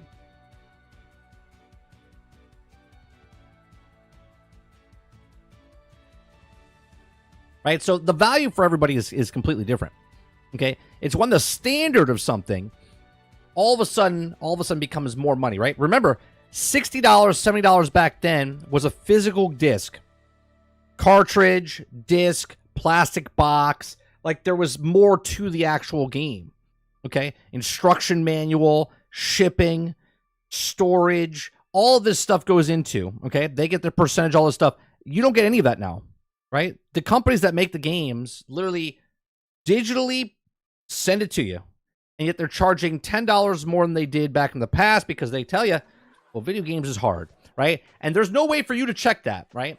I can say video games is hard, and you have to be like, well, they said it was hard. No shit, right? Everything's hard. If it wasn't hard, okay, it could be hard as like it's physically hard to do stuff. It could be hard because you need a lot of money to get it started, okay, to make something, right? Lots of things are hard. Okay, but the problem is they're trying to milk you for more money and less of a product. No physical copy, no disc, no cartridge, no book, okay?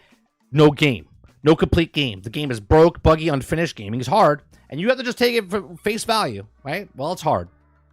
Okay? Imagine me doing the exact same mentality of video game publishers and companies. Okay? Streaming's hard. It's not. Okay? Streaming's hard. Okay? I need to raise my prices. Doing the exact same thing I was doing Monday, I'm doing on Tuesday, and I have to raise my prices. Okay? You got to take my word for it. Streaming's hard.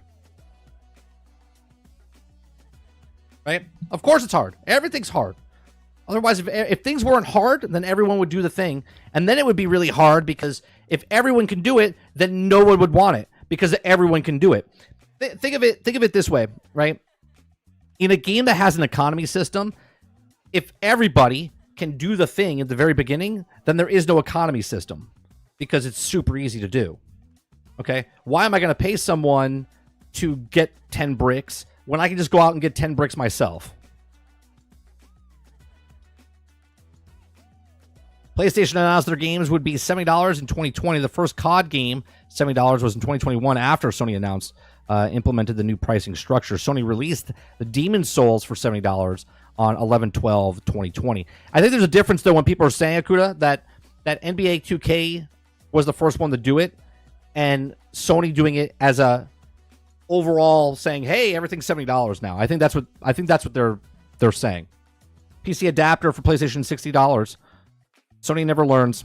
Rip PSVR 2. I said it earlier. Someone said it earlier, Mr. 7. I was just like, they should just give that to anyone that has a PSVR 2 right now should get that for free.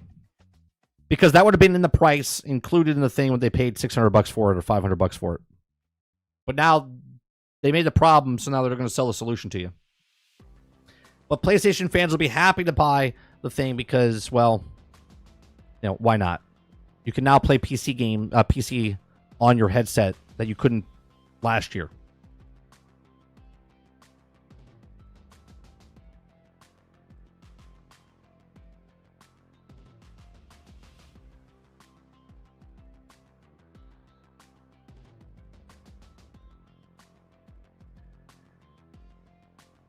I think if you have the PSVR 2 right now, you should get that for free. And then obviously anyone that wants to buy it after the fact, it gets included with it, and it's in part of the price.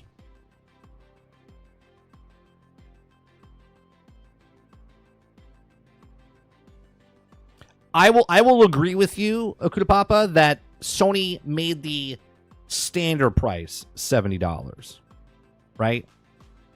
But I also will agree that NBA 2K was what had $70 price tag before they came out as the standard for $70.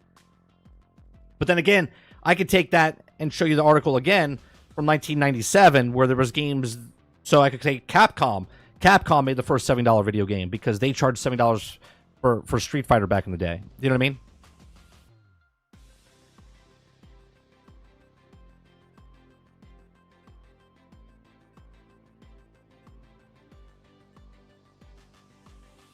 Imagine paying $70 for a sports game now.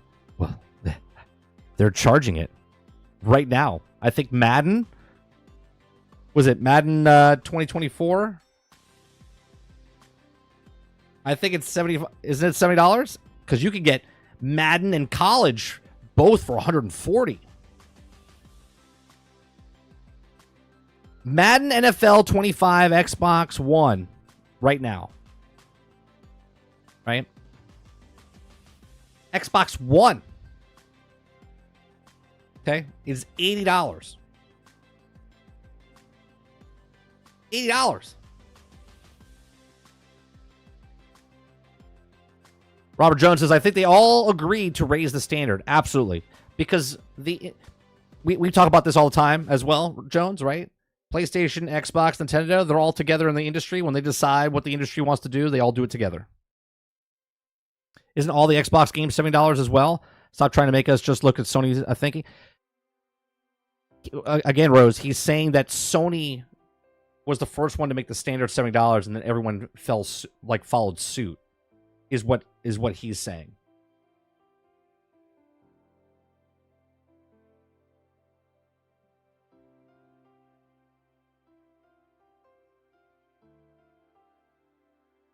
I paid $70 for the gold cartridge for Zelda back in the day for the N64.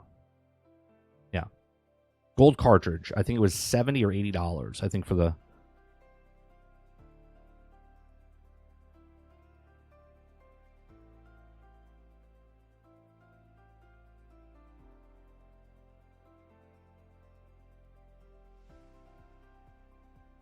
What's going on, Argus?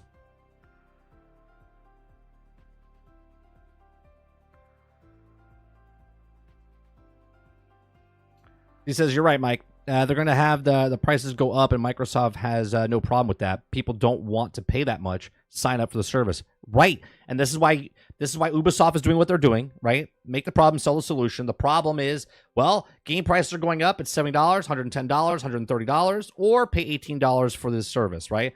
Microsoft's the same way. Microsoft's like, okay, we'll raise the prices, right? So Halo is $70, right?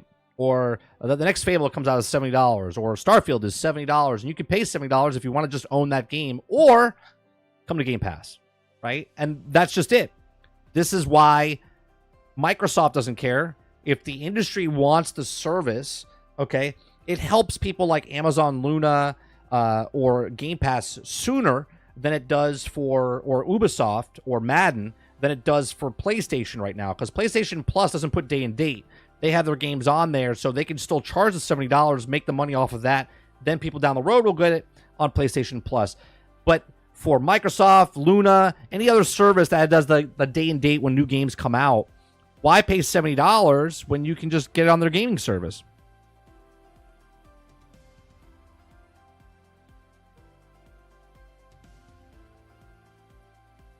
All right, the DLC has already been greenlit for Rise.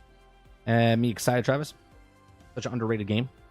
Oh, it's Rise of Ronin? Rise of Ronin?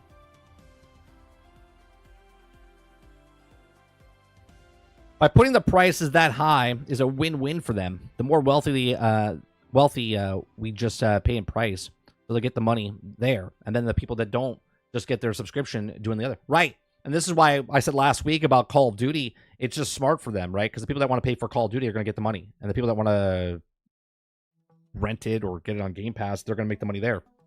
People that want to pay it for free, that don't get the single-player campaign, they just play Warzone, they're going to make the money off of them because they're going to buy a microtransaction.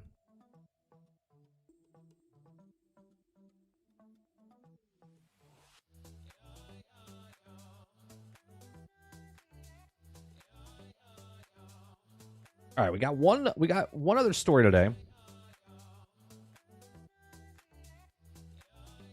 Any other time set aside, wait till the end of the year, buy Game Pass for a month, and play all of the new titles launching this year. Got to be quick about it though. $10 per month. Yeah, but even if you get it at the end of the year and then pay $10 or whatever, or for 2 months or whatever, it's still worth it, right? Even if you got Game Pass at the end of the year for 3 months, $30 for all those games, like no matter what service you get, if it's PlayStation Plus and there's a bunch of games on there that you haven't played, or Game Pass, or EA, or Ubisoft, like I haven't played an Assassin's Creed game in such a long time, So if I got Ubisoft Plus for 1 month, I could play Pandora. I could play all the Rainbow Six stuff. I could play For Honored. I could play all the Assassin's Creed games. There's a lot of value in these service games for people that don't keep up with the Joneses.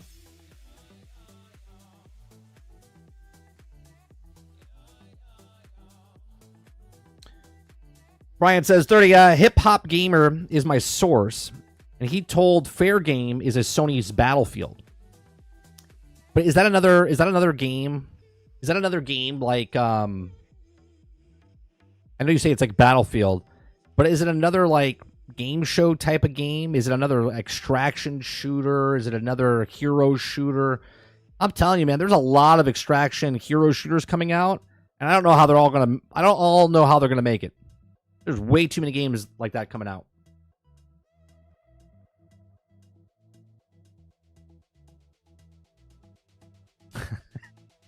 Dolphin says, I played Warzone recently. Getting killed by baked sloth was demoralizing.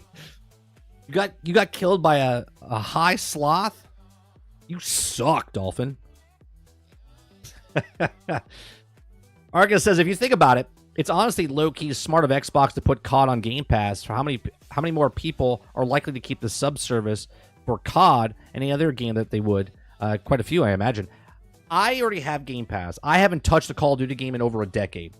Well over a decade. 13 years, okay? This will be the first campaign I play in that amount of time, right? Because I have Game Pass already.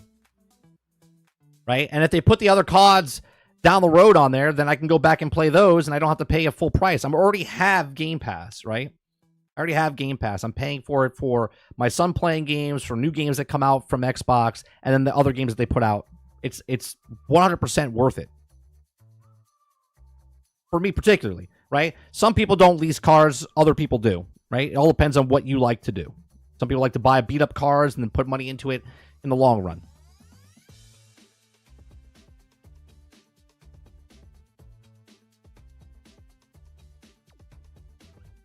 But it's also a method to save money, though? Sure. But think about this. No matter when you pick that month to play, you could pick in January and play all the things. It could be the beginning of the year and get all the games from last year. It could be the end of this year and then get all the games. You see what I'm saying? The longer you wait, the more you can get. But at the same time, just paying $10 once or buying it for 2 months or 3 months at $30 is still a huge savings.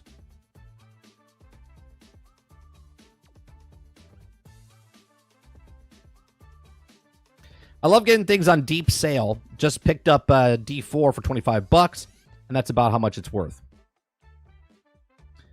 Baldur's Gate 3 is trash, so not worried about it. For what? Baldur's Gate 3 is trash? What are you talking about, Mo? You feeling okay? The downside is that you where did that go? The downside is you blow through all those games in a month. I probably couldn't do it, but some crazy guy out there might. I personally don't like to try to fly through games as fast as possible, but that's just me. I'm one of the strange people that buy a game and play the game.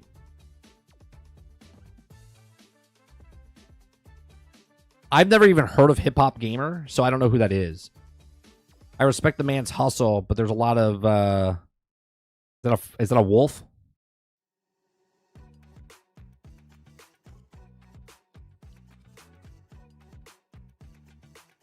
I have a Game Pass paid for every month, regardless if I pay anything. For all the people who don't keep it active, no matter what, this also may be a good motivation for them to keep it active. I mean, I'll be honest with you. If the thing is, if every game comes out once a month, right? Even if I don't cancel my subscription, right?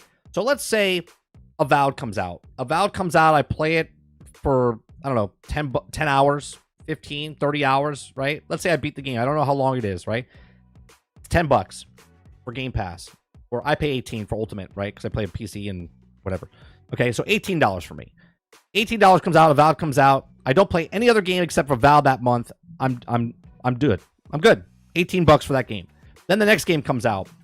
Fable comes out, right? I play that. Indiana Jones comes out. I paid $18 for that, right? I only play one game a month. It's still worth $18. You see what I'm saying? One game for $18 is still worth it if I don't play anything else on top of that. But obviously, I'm playing other games on top of that.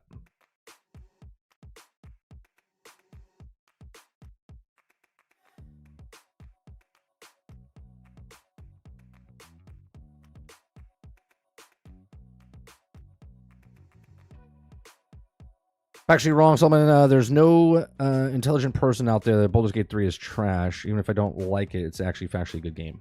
Oh, it's a fantastic game. But I also haven't gone back and played. I have 11 and a half hours. Oh, Epic Game Store. I don't know when. We posted on Discord last week or at the end of last week. They might be putting Marvel's Midnight Sun as the free game this month or this week or whatever for Epic Games. I don't know if it's out yet. But if... on the Epic Game Store, you might be able to get Midnight Suns for free if anyone's looking out for that. So keep your eye out.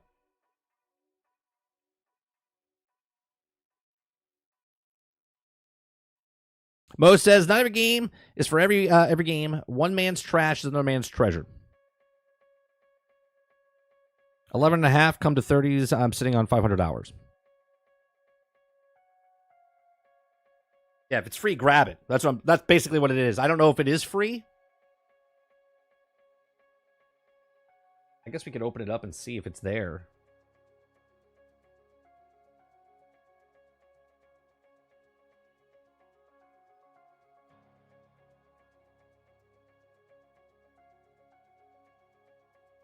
That's true too, Z. Right? That's also true. Right? Finding games that you never thought you would never play, you know?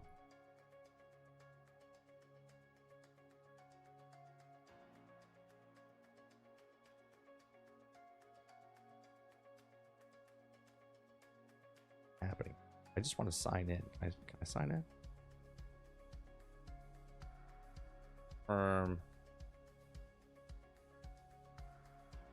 Okay. Almost done. Press continue to close the window and go back to Epic Launcher. Okay, there you go. I'm going back to the Epic Launcher.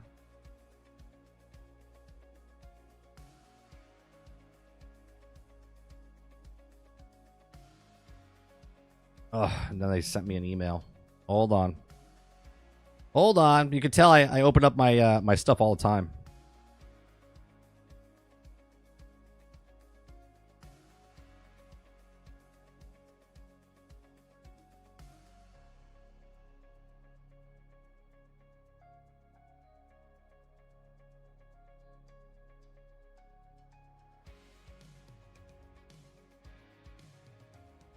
Yeah, it's not there yet. 80% off EA Sports FC 24.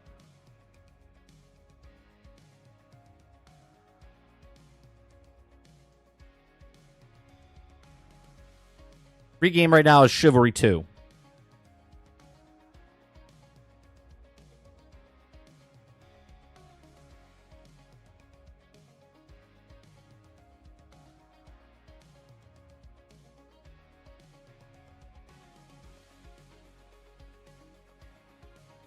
Midnight Suns was better than all of the Phase 4 and most of Phase 3 combined. It was exactly what I wanted in the Marvel game story-wise. I look at it all the time at GameStop to see if it's on a used copies on sale, like a better... It hasn't hit my price point yet. If it comes out on PC for free for Epic, I'll pick it up 100%.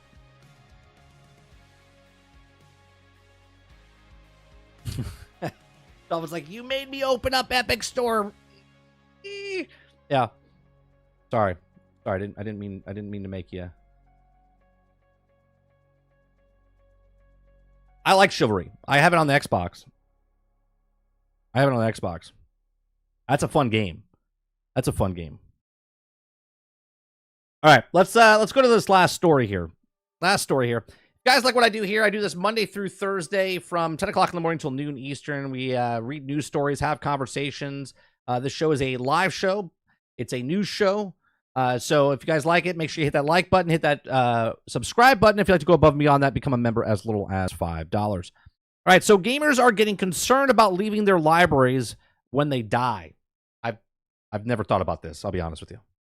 I never thought about this until I literally read this article, like the heading of the article, and I honestly I still not even thinking about it. Let's see what let's see what they're talking about here. Gamers don't die, they respawn, right?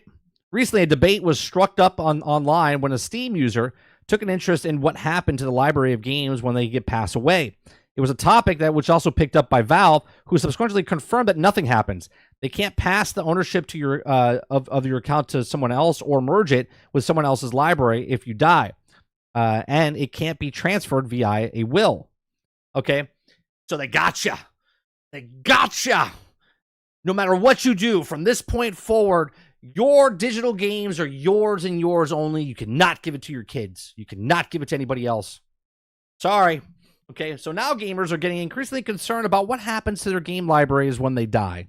Okay, be prepared. Okay, in a recent report published by Respawn First, the team of GOG competing storefront to Steam was probed about the topic, with RF Squad asking what would happen to the library if you suffer from ultimately passing. Okay, GOG was a little more forthcoming, and they restricted of employees at value. It says, quote, in general, your GOG account and GOG content is non-transferable. However, if you can obtain a copy of a court order that specifically entitles someone to your GOG personal account, we'll do our best to make it happen. We're willing to handle such situations to preserve your GOG library, but certainly need to help the justice system. I have a question. Here's a way around it. I know it's hard. It's going to be really hard. You got grab something real fast. Okay? Grab a piece of paper, a pen. I want to help you right now. Okay. Write your password down on a piece of paper and all the information that takes your account. So when you do pass, they could just keep paying it. Okay. And the code that logs in. Okay. Now maybe because the payment will be different, but it shouldn't matter because it's about your account that you have with the thing, right? So 30 NSG is Michael, but at the same time, how do they know I'm not 150 years old down the road? Maybe, maybe I'm alive. Maybe I'm my head's in a jar somewhere and I have a Neuralink chip in my head. I'm pronounced dead, but yet technically I'm still alive. They don't know. Okay. So the RF also discovered the Epic Games won't transfer your account to another user in the case of your death either. But what about other platform providers? In 2022, 89.5% of all the games sold in the United Kingdom were digital. And those were our vast libraries out there stacked to the brim with titles of the true gamers that wouldn't want to go to waste. So for most of the part, it seems, though, that the gamer dies, they take their libraries with them. Do they? No, the company takes them. They just delete them and say, well, if you want your games that your dad or mom had, you're going to have to rebuy them. Fuckers. Of course, it's able to get those into your account to change the details. You're more than welcome to what's there. But if the shady way to secure someone's gaming collection, all right, it's almost every scenario the platform provider won't transfer an account to another user or merge game libraries, which could ultimately mean that the hundreds of games and thousands of dollars go to waste. Okay, well, not to the company. They took that money and ran, right? It's a license anyway. PlayStation's terms suggest that when someone dies, their account and library are left to the fade into the abyss. It's a similar situation of Xbox users, but there's also some suggestions online to talk about Nintendo being open to allowing the executor to estate access to the digital profiles. The long and short of it is that users that should find some way to make their account details known before they're passing. Hey, look at that. That's exactly right. Write your shit down and give it to somebody so then they have the access to your stuff. That's it. When I'm on my deathbed, I'll be coming over. I'll be like, son, come here. I need you to go I'm going to leave you every single game I've ever bought digitally. There's 10,000 games. Come close. Dad? Oh, for God's sakes. Can we revive him, please? He has 10,000 games he was about to give me to let me know where his digital stuff was. Jesus Christ. You unselfish prick. Wake up. Give me your password. All right, so write your shit down. Make sure you pass it off to somebody. Put it somewhere where someone can find it. So in this increasingly technical world, it's not that uncommon to see people leaving their digital treasures to those that have bid farewell, and when they leave, this is a moral plane. So yeah, you gotta make sure you write your shit down. Okay, you really think when I tell you these companies don't give two shits about you, I literally mean they don't give two shits about you. They don't care if you're dead. They're gonna take all your stuff and pull it away. They'll be like, well, he died. Sorry. Right? right? They don't care about your digital library. They don't care about all your stuff. They don't care, okay?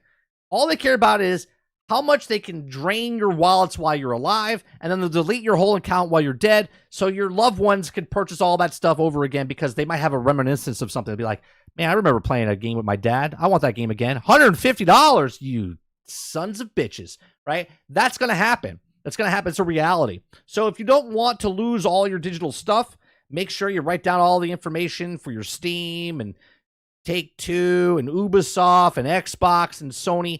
But it's not really going to matter anyway, because there'll be a day where Sony gets bought up by someone else or Steam gets sold off to somebody else, and then they'll rearrange the stuff and you'll lose all your stuff anyway. So it doesn't really matter. Let me know what you think in the comment section down below. Have you ever thought about what happens to your digital library when you die?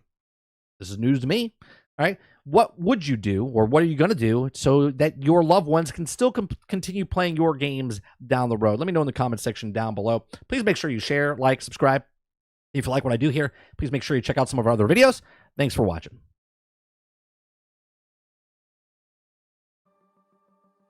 I use a password manager, and you're good. Here's the thing that I worked on I didn't work. I bought a password program. Okay, Quintar. This was years ago. Okay, this is my password now. A little red book.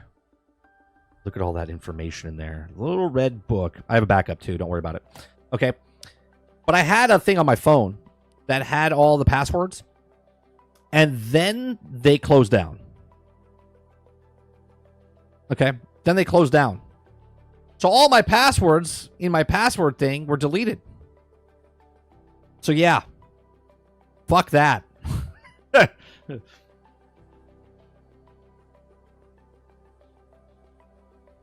my son will say none of it was Minecraft. Just leave your username and password in your will as a closed letter to deliver to your kid. That's true. You could do that. Yeah. To my esteemed brother, I leave Fallout 76. He'd be like, you son of a bitch.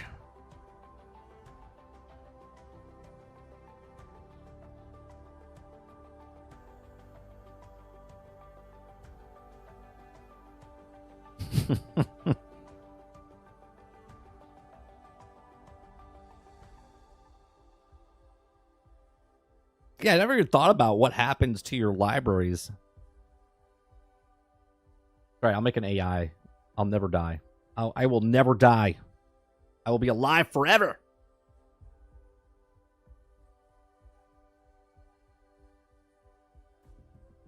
Back it up and you're good. Yeah, I got all my passwords.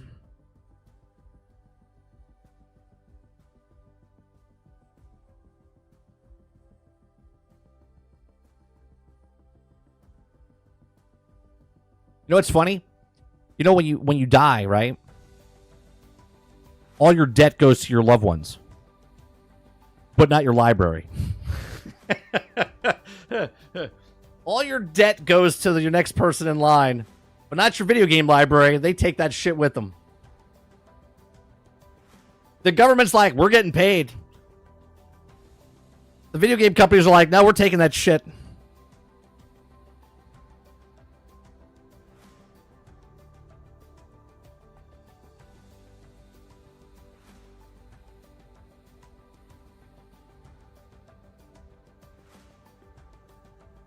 They use Dashline for passwords, and they may close down one day too. Yeah, I don't trust those digital password stuff.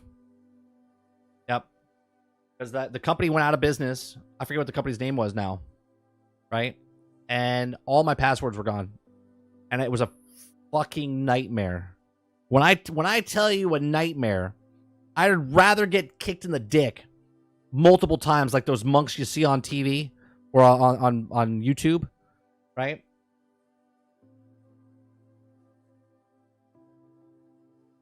Does your debt actually go? Yeah. Yeah.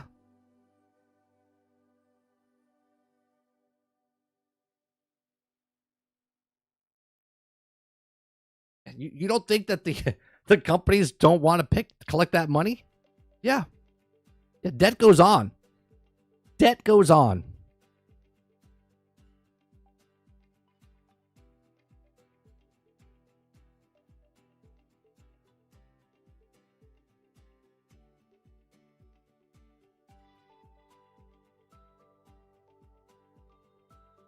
Like, your dad died, he left you nothing except for this $60,000 debt that he is still paying off. We'll take a full check of that. Thank you. But, like, I have this video game collection he can sell. Oh, wait, no, it's all digital. Never mind. We lost the password. Ah, God, life is such a sad, depressing part sometimes when you think about it.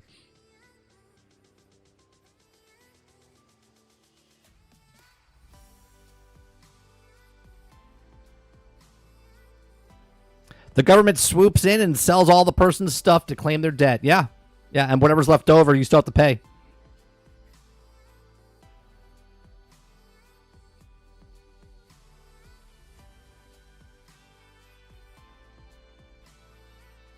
One password to open up all your Excel spreadsheet of passwords.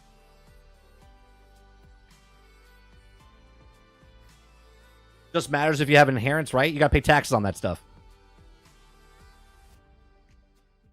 You got to pay taxes on inheritance.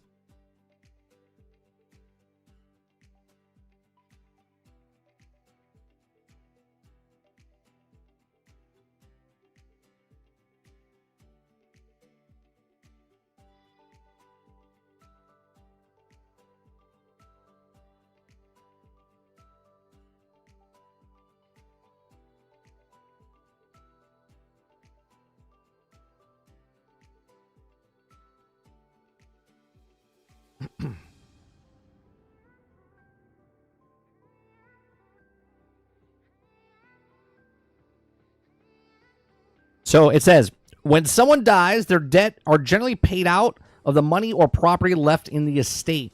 If the estate can't pay and there's no one who shares responsibility of the debt, it may go unpaid. Generally, when a person dies, their money and property will go towards to repaying their debt. Right? But if you don't have a next of kin, then it just goes off into the void. Okay? But if you have a next of kin, it goes down the row. If they can't pay it, then it goes down the row. The government will always pay. Now, obviously, it's different in different places. I'm talking about the United States. So,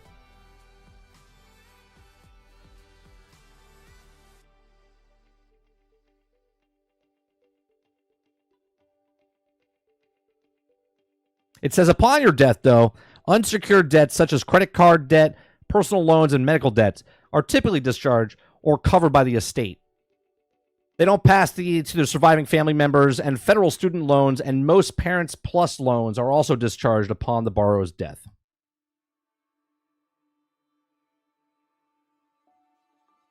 There's a place where you can obtain a free living trust. It's called Get Dynasty. Yeah, but would that work for the video games? I don't think it does, Water, right? Because they said there's no way you can transfer any of these sources. Steam, Epic, Xbox, Sony, none of them can transfer your account.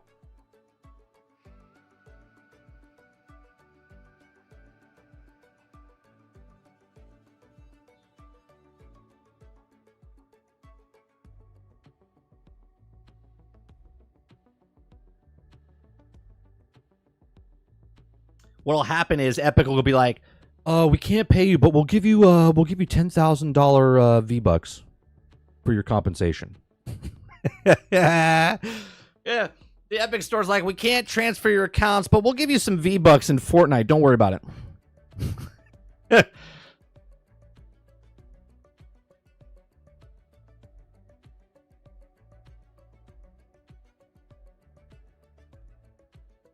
Yeah, obviously, if you leave the account info, they could play it up to a certain point, unless, like I said, the company goes out of business or gets bought out. Then they would change stuff.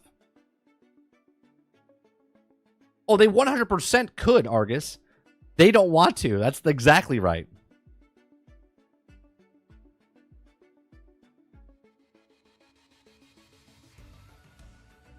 Right, Quintar. Right. Kind of like bankruptcy. Yeah.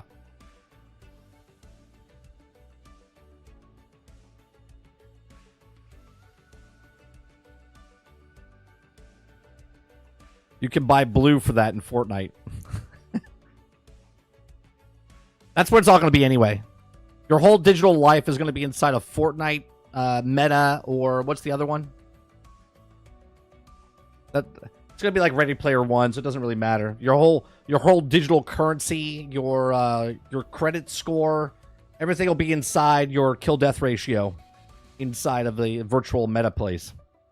Don't worry about it, chat. It's all going to be fine. Everything is going to be fine.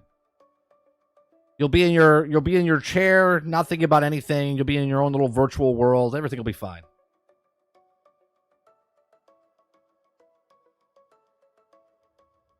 I mean, people got married in Second Life, Ron. So it wouldn't surprise me if someone got married in Fortnite.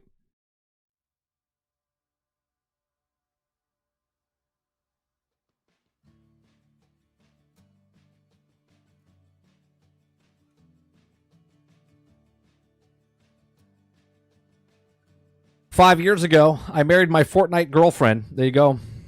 Someone got married in Fortnite. People get married in a bunch of different things.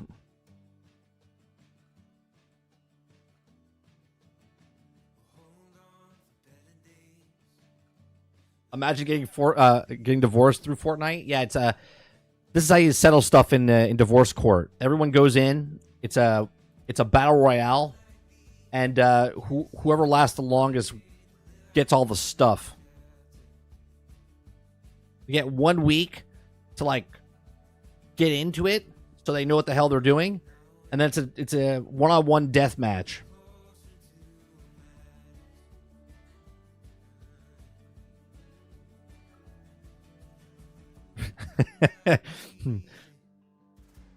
The final two players have to get married.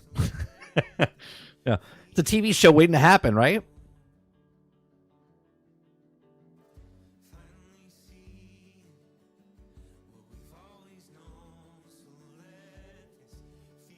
And the groom was shamed and attacked for having a shitty skin.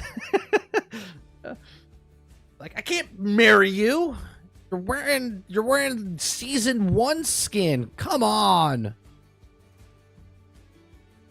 Lovers Royale. Oh, look at that, Al Dente. That's a good...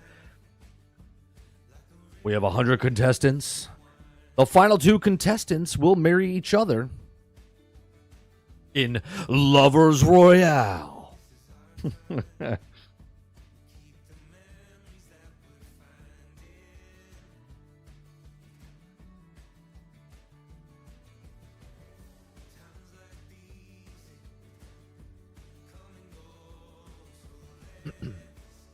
I'm a good brainstorming shit. Which reminds me, if you guys want to watch a good movie, on Disney Plus, there's a movie. My son wanted to watch it. It's oh god, I forget the name of it now. It's a Jim Henson, Idea Man. It's called Idea Man. That's why when El Dente said I'd like to brainstorm, it's a movie about Jim Henson. It's a good film. It's a documentary on it.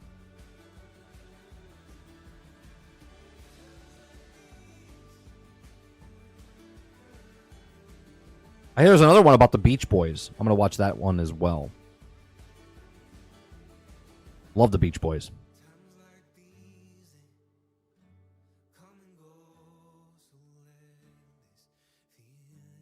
Yeah, I know it's on Netflix. I was going to watch it. I hear they have like English sub or whatever. They dubbed it in English, didn't they? Is that true?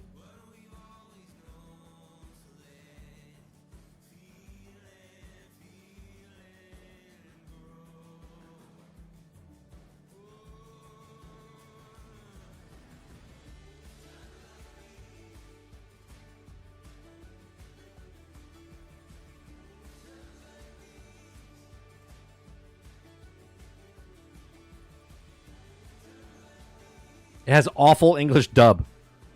Yeah. I wouldn't watch it in English.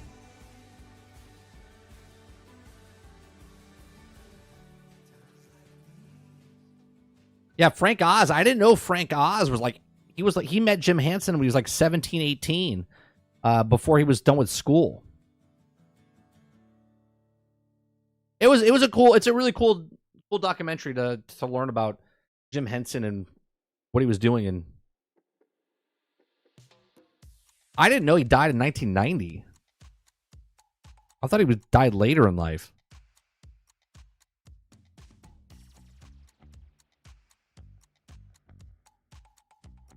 Who the hell is Frank? Frank Oz is the puppet creator of Yoda. He's Yoda.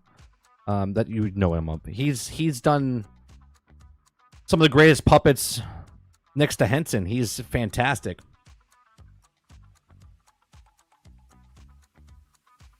Frank Oz.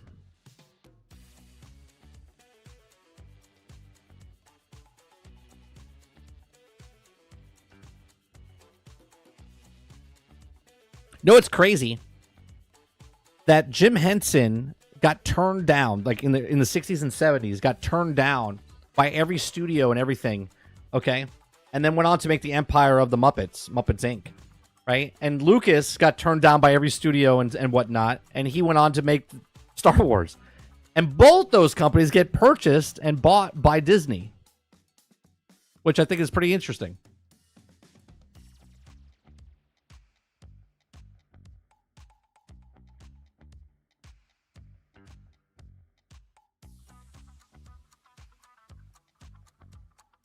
Boom, boom, boom, boom.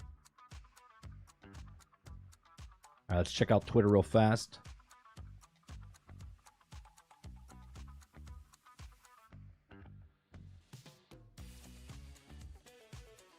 Officially modding support coming to Baldur's Gate 3 PC in September. Closed alpha test begins today and closed beta in July. So there you go. Releasing on PC first and then rolling on various platforms later, Mac, PlayStation, and Xbox. There you go. Baldur's Gate 3 gets mod support.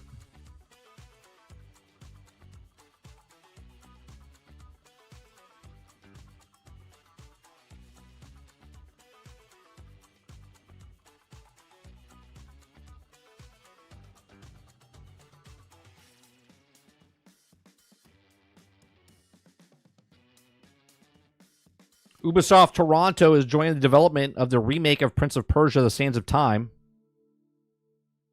I guess I should put that in.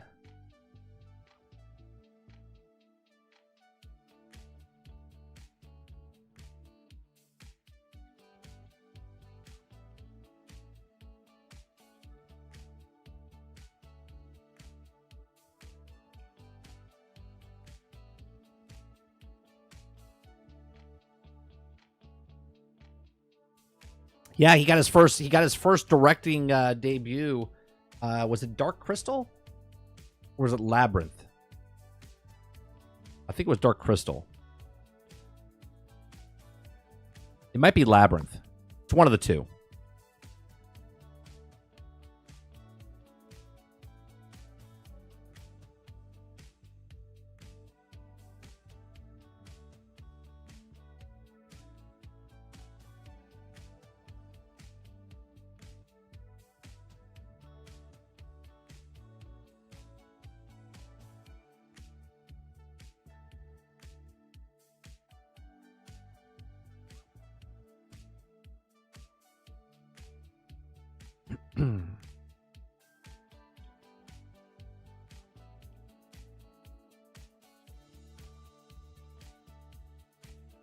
I'm looking to see if there's any other news. This week we're busy, right? So usually Summer Game Fest, I thought it happened on a Thursday, but it's happening on Friday this week. So Friday we will be covering the Summer Game Fest show that starts off, right? And then Saturday, Sunday, we'll be covering all the other shows this week as well. So if you guys like to hang out, it's a busy week for me. So we'll be live pretty much all 7 days this week. Okay, so Monday through Thursday we have a normal show. Game shows or gaming Monday, Tuesday, Wednesday. Podcast Thursday night. Summer Game Fest Friday. More Summer Game Fest stuff on Saturday. And then the Xbox event on Sunday. So lots and lots of stuff this week. So if you're, have some time you want to spend and you want to watch some of the stuff, come on by. We're going to be watching majority of all the stuff. There's some independent stuff I usually don't watch because it's boring as hell. But we'll be covering all of it this weekend. Spotify is increasing its U.S. price again.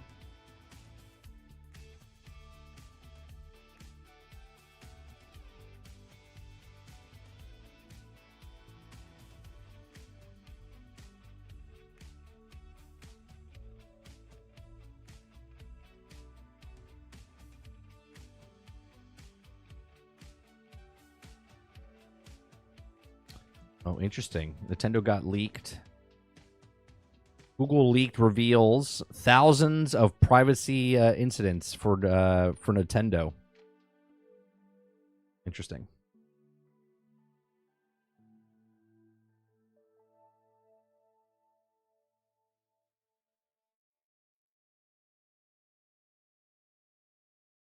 It's never a dull day. Never a dull day in the video game world.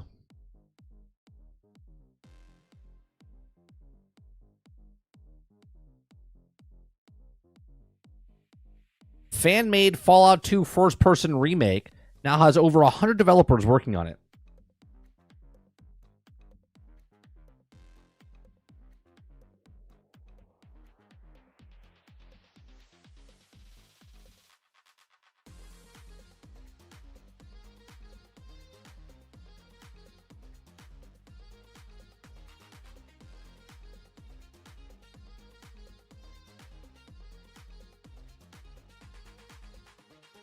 Oh.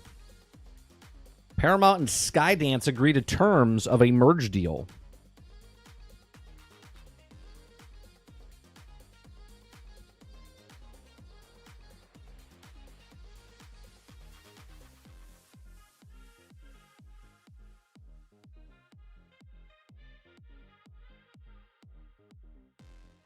It's supposed to be a remake, House. That's all it says.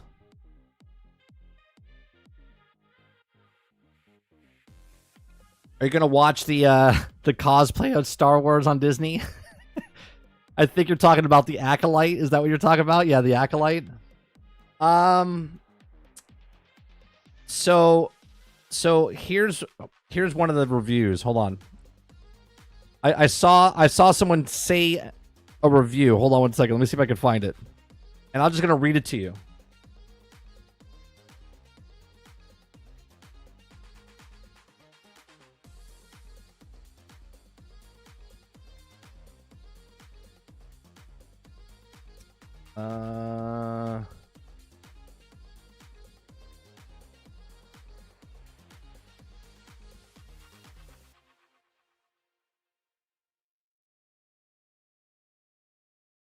No, it was a very specific because the people got 4 episodes ahead of time. They got 4 episodes ahead of time. Let me see if I can find it real fast.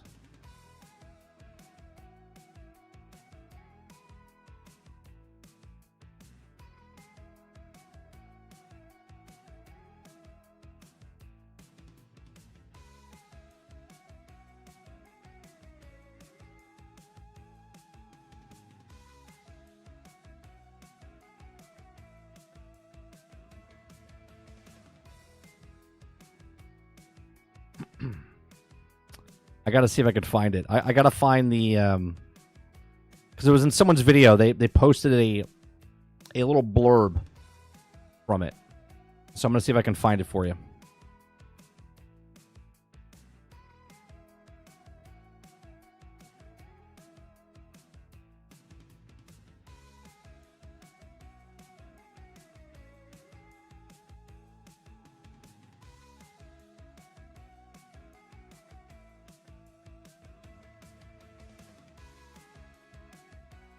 Let me see if I can find it.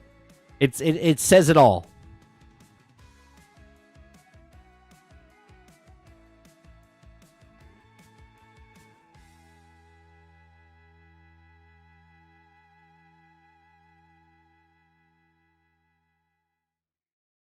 Is this the right video?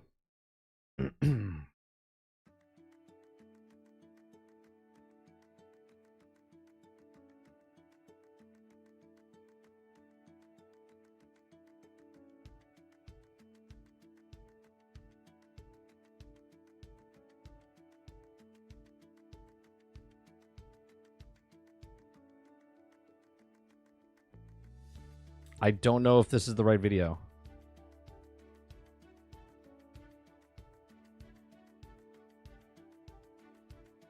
No. Basically, what they say, and I'm going to paraphrase here, Water, is they said that the first 4 episodes, are underwhelming.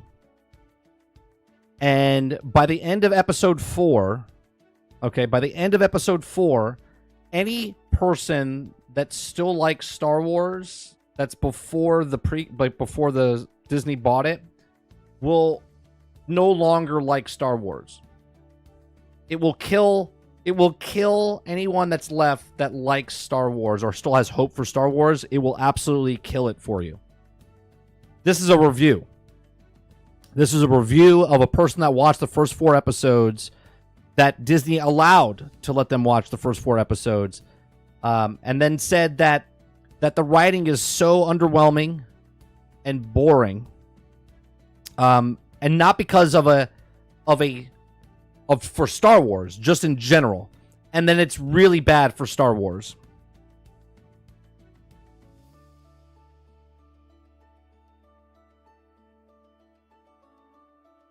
So I kind of wanted to go into it and say, okay, well, it takes place, what, 100 years before? Maybe I could get it into a spot where I was like thinking that, okay, it's, going in with an open mind. Yeah, but I don't think I can. I don't think I can. Isn't there a bunch of Jedi in it? Yes.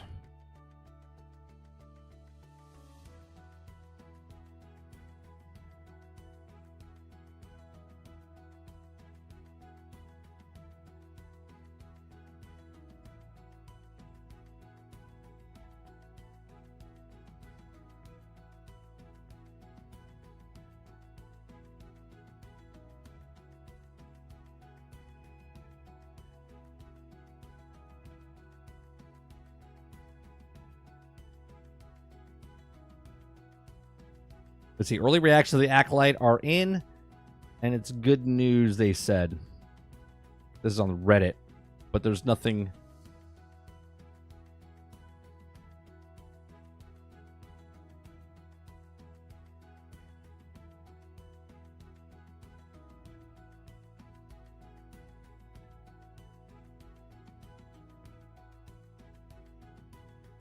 There's only 8 episodes.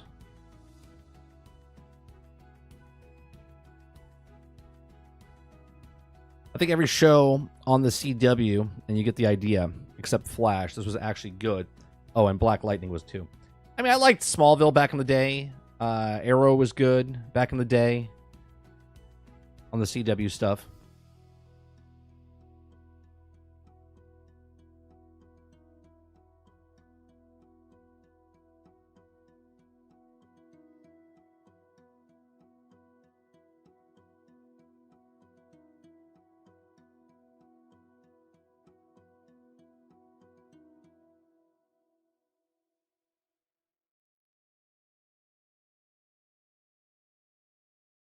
Yeah, I'm not very hopeful for it. Venom 3 trailer's out.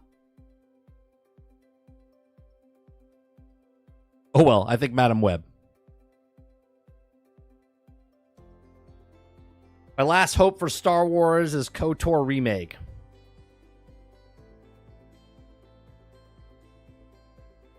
I'm about to potato peel all my Star Wars tattoos. No, they can't take that away from you. You know what I mean? If you have your tattoos and stuff of Star Wars, they can't take that from you. You know what I mean? You can still like. I guess when you look at it though, if it reminds you of the new stuff and how they ruined it for you, that could suck.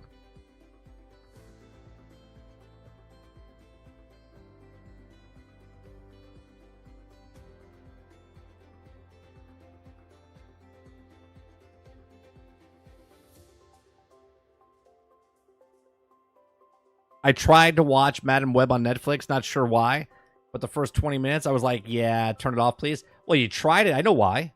Because it's on Netflix. Just like we say, well, it's on Game Pass. That's why.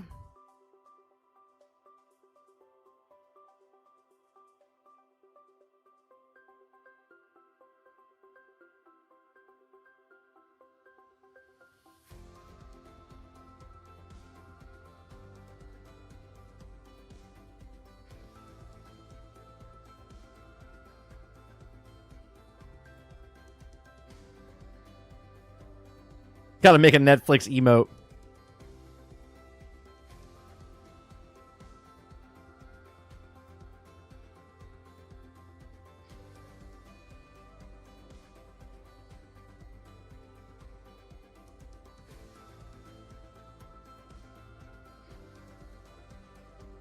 Don't bother. KOTOR is not coming inside the type of environment.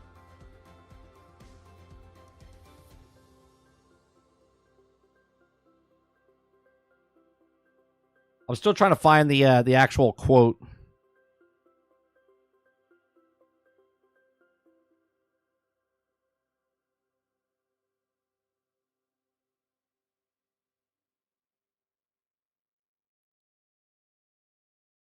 Live action Master of the Universe in theaters June 5th, 2026.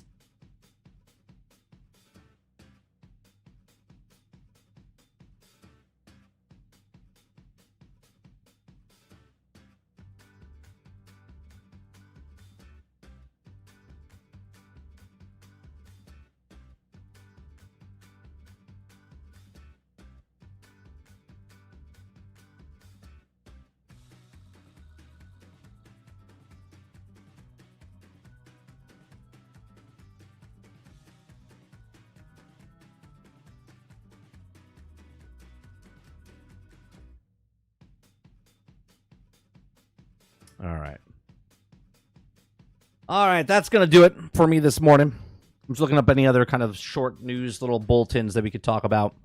We'll be back tonight we're going to play some Hypercharged Unbox tonight on stream. That's at 8 p.m. Eastern. If you guys like what I do here, make sure you hit that like button, hit that subscribe button. If you'd like to go above and beyond that, become a member as little as $5. Thank you very much for the gifted memberships this morning from Quintar. Appreciate that. And also, I believe... Who else do we have? Water Bear, thank you very much for the continued support as well. Like I said, we'll be back tonight, 8 p.m. Eastern. Make sure you guys hit that like button, hit that subscribe button, and I'll see you guys on the next one. Thanks for hanging out with me this morning. Peace.